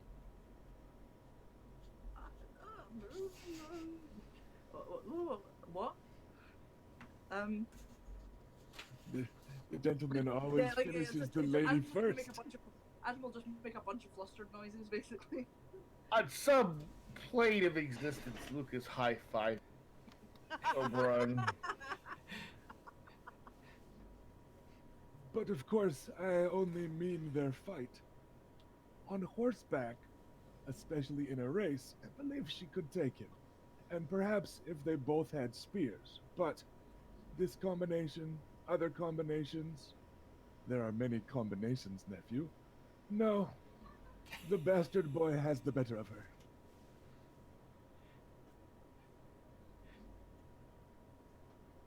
Many combinations. Well, yeah.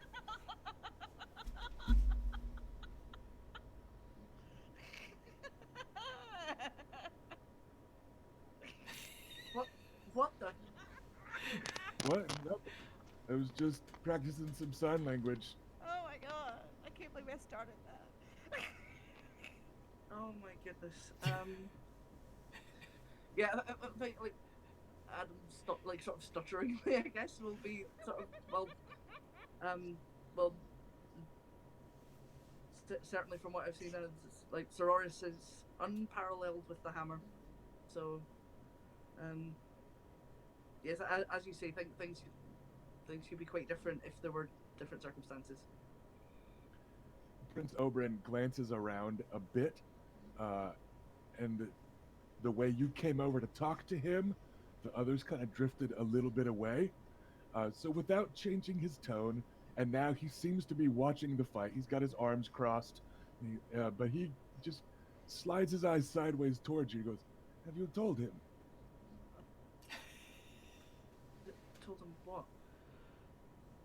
You know what? Have you told him? Oh. Well, So where look at this gets this shit from, so well, he knows.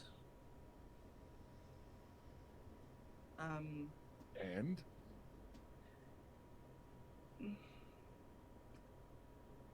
It's a bit one-sided, unfortunately.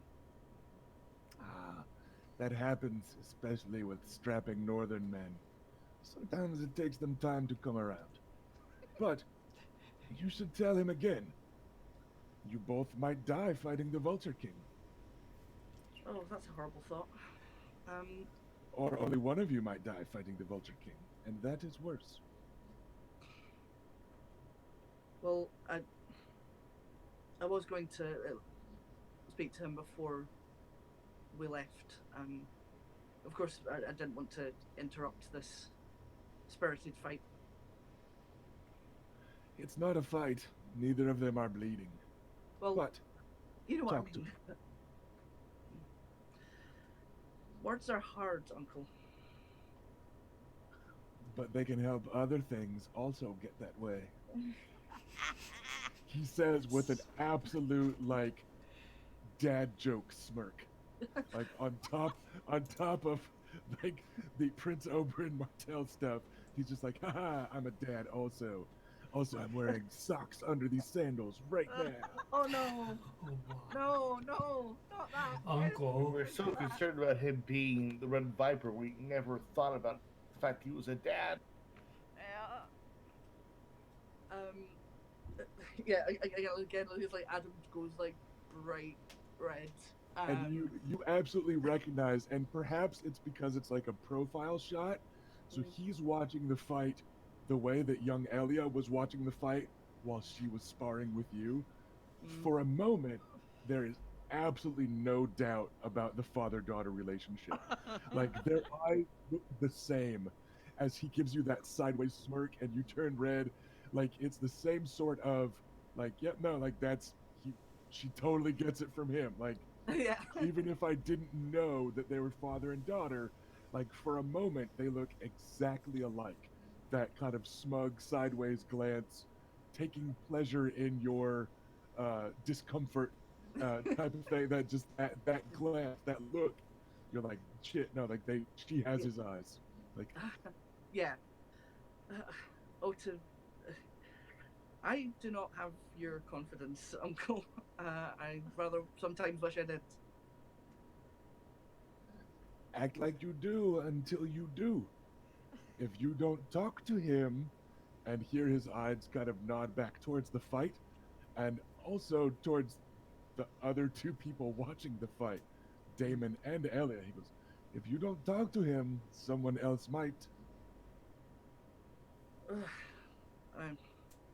I think that ship may have sailed, but, well, thank you for the advice. I'll bring you the ointment later tonight. I will listen at your chamber door first to make sure I'm not interrupting a sparring session. Oh, thank you. That's very considerate. By the way, I like to think us here on Sea of Spirits is primarily a dating advice show with some Right? role play and fantasy interwoven.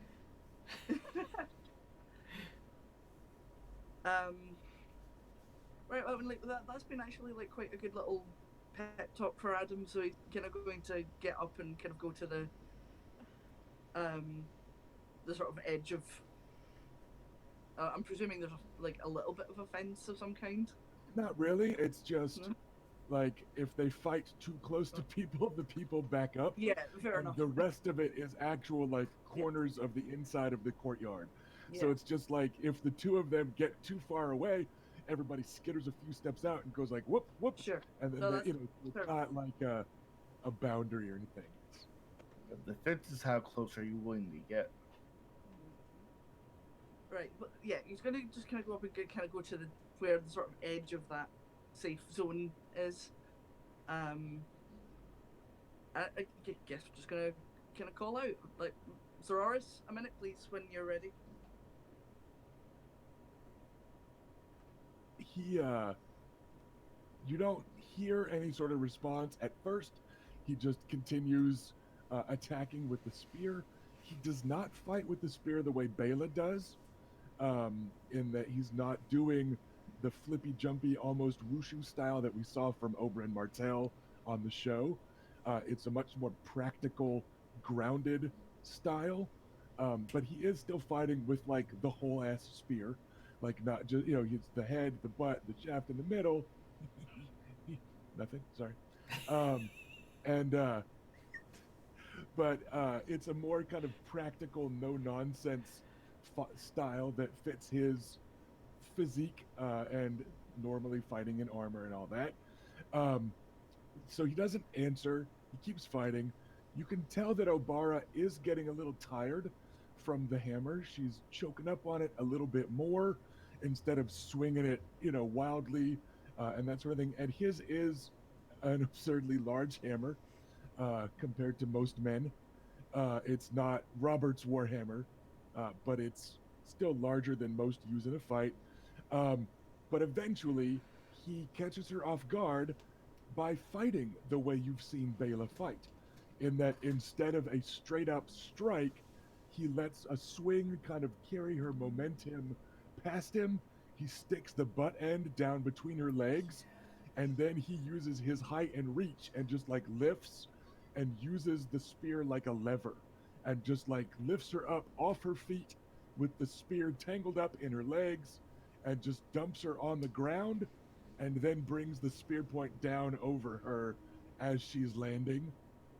And then he gives her, uh, yeah, it's just gonna be like an Oris grunt of like, yeah, and he pulls up short on like the thrust, and he goes, "I think that makes 5."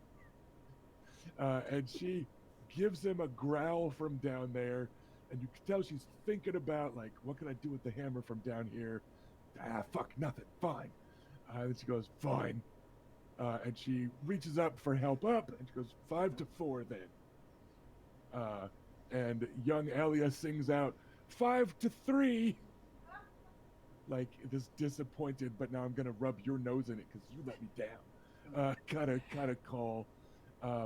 And within a moment or two, they are done. There's a quick bit of some toweling off from a nearby bucket. They drink a little bit of the water that isn't splashed on them, and the the prince, or sorry, a prince of Dorne, leads his daughters and his squires away. Oh, look, you happen to be alone with Oris. How convenient. Oh. Yeah, I mean, Admiral have given a sort of polite golf clap, I guess, with the fight finished. Well done. That was impressive. Oris has his hammer back. He has the head of the hammer resting on the ground, and he's kind of half-assed leaning on like the butt end of the hammer handle. He looks pretty tired. Like it looks like they've been at it for a while. And he goes, "Thanks. It was. She fights hard." Well, I mean, you've seen Bela fight, so, well, that's Dornish women are fierce. It fights like Bela in a body like Maya Stone. Well, yes, she's very impressive too. Like, is it like while they were kind of lounging there, like, did they have like anything to drink? Like, did they have like Yeah, water? like there's a bucket of water with like a big ladle in it, Yeah. and they, you know, it looks about half empty. Yeah, like Admiral fetch him some water. Just He will gulp it down. He splashes some on his chest. His muscles ripple in the sunlight. thanks for that. You're welcome. I haven't made Going in the splash bank. like So we didn't get a chance to talk the other night, so I just wanted to check if you're all right. He gives a bit of a sigh, like he knew this was coming. He had decided he was gonna do it, but he's still not happy when it's happening. You know, he goes, "I'm fine. He lied to me for so long, and I know he had a reason, and I know it was a good one, but there's a lot of lies to eat, and I felt like one fist was a fair trade." I think that was more than fair.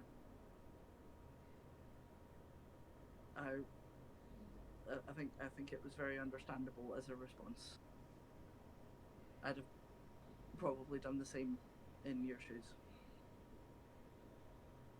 He gives you a grin that disarmingly reminds you of the recent Martells and Sands you met. He goes, you would have tried. Yes, I suppose. I'm not that strong, so. But what I mean is I can understand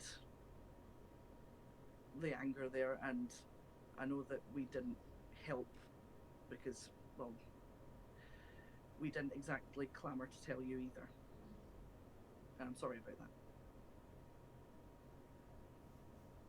He lets out another kind of gusty sigh and he goes, I know, but I know why you didn't. So sorry, Rusty. I got booted out of the app again. You're gonna just like need to just start that sentence again. Sorry. Okay. He sighs again.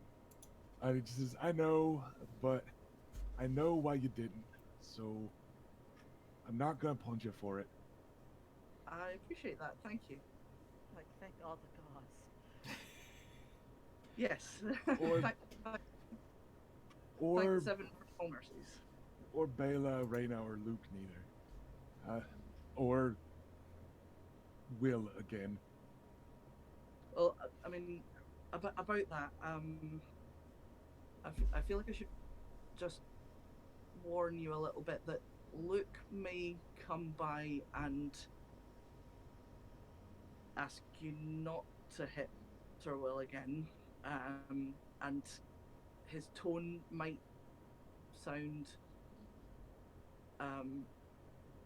threatening or aggressive, but I spoke with him, and it's not trying not to get angry. It's just he has to stand up for the house's honor and all that sort of thing. So he sort of feels he has to say it like that, but he doesn't mean any badness against you. It wouldn't be the first time he talked to me that way. But he probably wouldn't do it again. The thing is, not just me. It's a squabble between two knights and none of his affair. And even if I don't beat him for it, Wooly Will might. I agree. I tried to advise him not to do it, but he's not going to listen to me. So I felt the next best thing I could do is let you know that it was coming, so that perhaps it wouldn't escalate. I don't want any more fighting. Well, I don't want any more of this.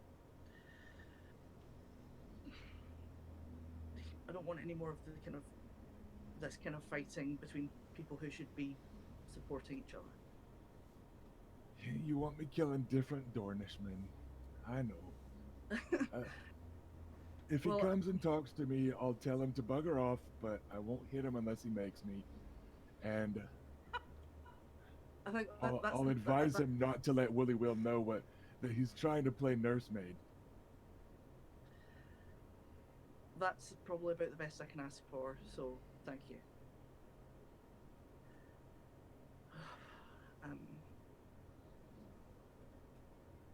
I suppose that just sort of leaves me with the more difficult question of, are we all right? I'm a little bit worried about your sisters because I think you're going to be absolute shite as a squire. Out of shape as you are, the two of them all needy and highborn castle folk and the like, but I'll give you some tips if I can. You helped me be more comfortable in the Red Keep. I'll help make sure that you don't completely shit the bedroll while trying to care for the needs of warriors in the field. Prancing ladies in King's Landing, I'm sure you could dress just fine, though you might not like it. But putting armor on warriors in the field, you may need a bit of more help.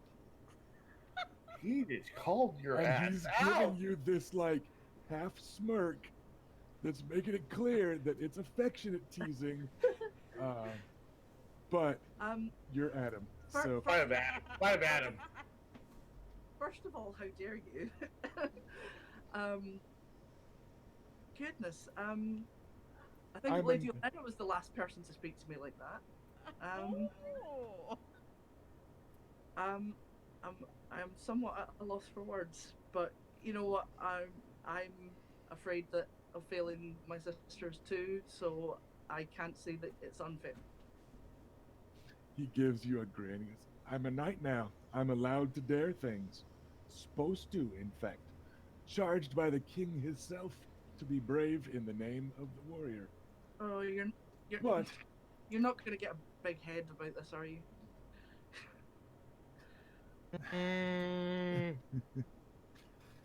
because of you lot, I traded a lifetime of lies and secrets for something even worse I've got to carry around. But also getting a sir in front of my name. So the least I can do is enjoy that bit. You're not a fancy castle folk lad, and me a squire who has to listen to you all the time. In fact, I think now that you're officially a squire again, I'm supposed to be able to tell you what to do. The dynamic has shifted. I suppose you're right. So, are you going to boss me around?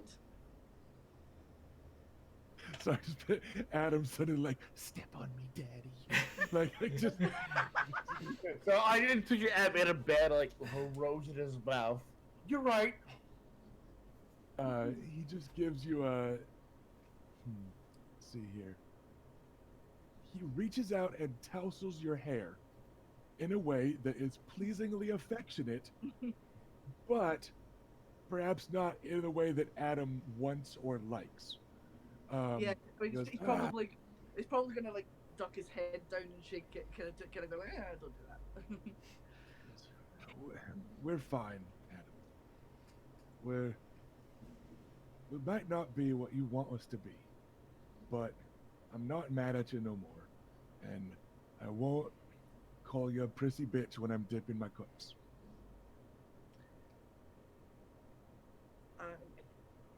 Well, I'm glad because I couldn't bear us going off to fight without having made peace. You're not worried about chasing some bandits and some heels, are you? I mean, I am a bit. I mean, or is you literally never know the minute? That's why you can't worry about it. You and I have different ways of approaching things we can't control. There's plenty of things that I can't control, and plenty of things that I like to brood on. That's a word that Bessa used when she walked in on me and Will last night. Brood, she said. She said it meaner. But I know I brood. But this is something that I know that I can control because I train for it. I ready for it. I wear armor for it. And I'll kill the other bastard faster than he can kill me. Guaranteed. And you'll just be in the back shooting your bow and stuff. Yeah, we'll be fine. And your sisters will be fine. They've got the prettiest squire in all Dorne. Well, maybe second. And he thumbs over his shoulder where Damon Sand walked away. Well, That's your rival. That's very kind of you, Oris. Everyone will be fine. You'll see. I dearly hope so. After all that fucking about in King's Landing, just chasing some brigands and some hills will be good, clean fun. Famous last words. I've already seen you put down a couple of bandits. You're Adam the Archer now. That just means you'll be even better at this nonsense. Well, I intend to do my best, and I will feel better about it now that I have one less thing to worry about.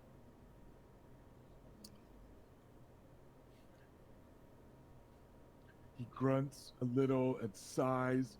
He looks a little exasperated for a moment, and then he goes, "Me too." That's as much as So you're getting. It takes him about 5 seconds, but then he admits it. He goes, me too.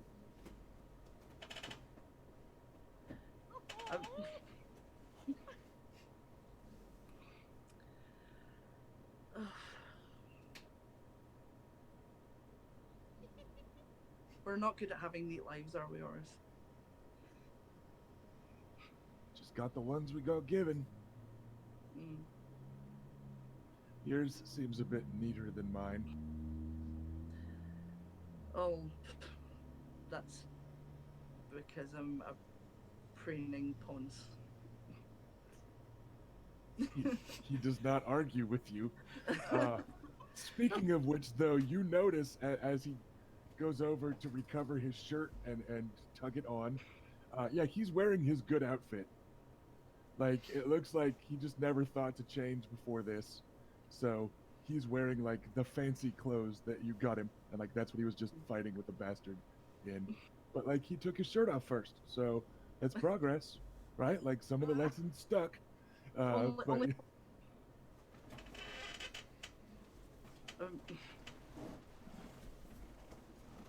that still looks really good on you. I have good taste. He just does another Orisian grunt because he's not used to acknowledging that sort of thing.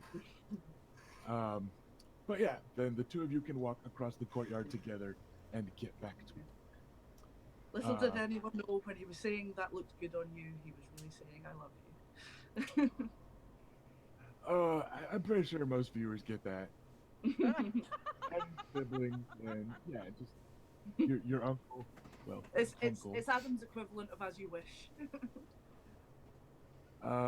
So with that, as far as I'm concerned, I can't think of any scenes that I'm just rooting and tooting and wanting to get going with 10 minutes to go. I promise there isn't a cliffhanger planned every session, so I'm not looking to cut you guys off with like, oh no, suddenly the Kingslayer arrives or whatever. So like we're not gonna do any weirdness there. I find it. Well, we do have 10 minutes, so that would get us down to about 9.5. Because Jamie Lannister ain't nothing to fuck with stats in this. No, he tears through us about 2 seconds. He's trouble. Just the way the math works here. But I can't really think of anything else that I have planned for now. I feel like we can kick off next session with the road trip down to Danet Lands, and if we want, I feel like we could certainly justify Bela wanting to come along to get a look at their territory, so she can update her local map, just so that way we can have like the whole party go somewhere. Okay. So we'll figure that out in the next couple weeks. But does anybody else have a scene that they want to kick off that can probably get finished before 6, just to get some more role play in a satisfying manner? I do want to say I want to continue to befriend the 2 girls, but I don't really have anything in character specifically to say to them. So, yeah, it's enough to background to say we have been hanging out, right? That sort of thing. Like we'll hang out at the meals, we'll chat some, yada yada. My assumption is most of you are doing that with these cousins of yours. Right. But any other particularly pressing scenes? Or might we actually finish not only on time, but a few minutes early for once? Which I legitimately think might be the first time in 23 episodes. All right, what do we got? Does grandfather naysay in any way my plan to take Iris Danet back to her house? When you approach him about it, he will pause for a moment in the middle of writing a letter. You think you notice the Tyrell seal on the nearest letter that is normally like what he's responding to. Like he lays them side by side to you. It's upside down. The edges of the scroll are curling, but you think you see the Tyrell sigil there.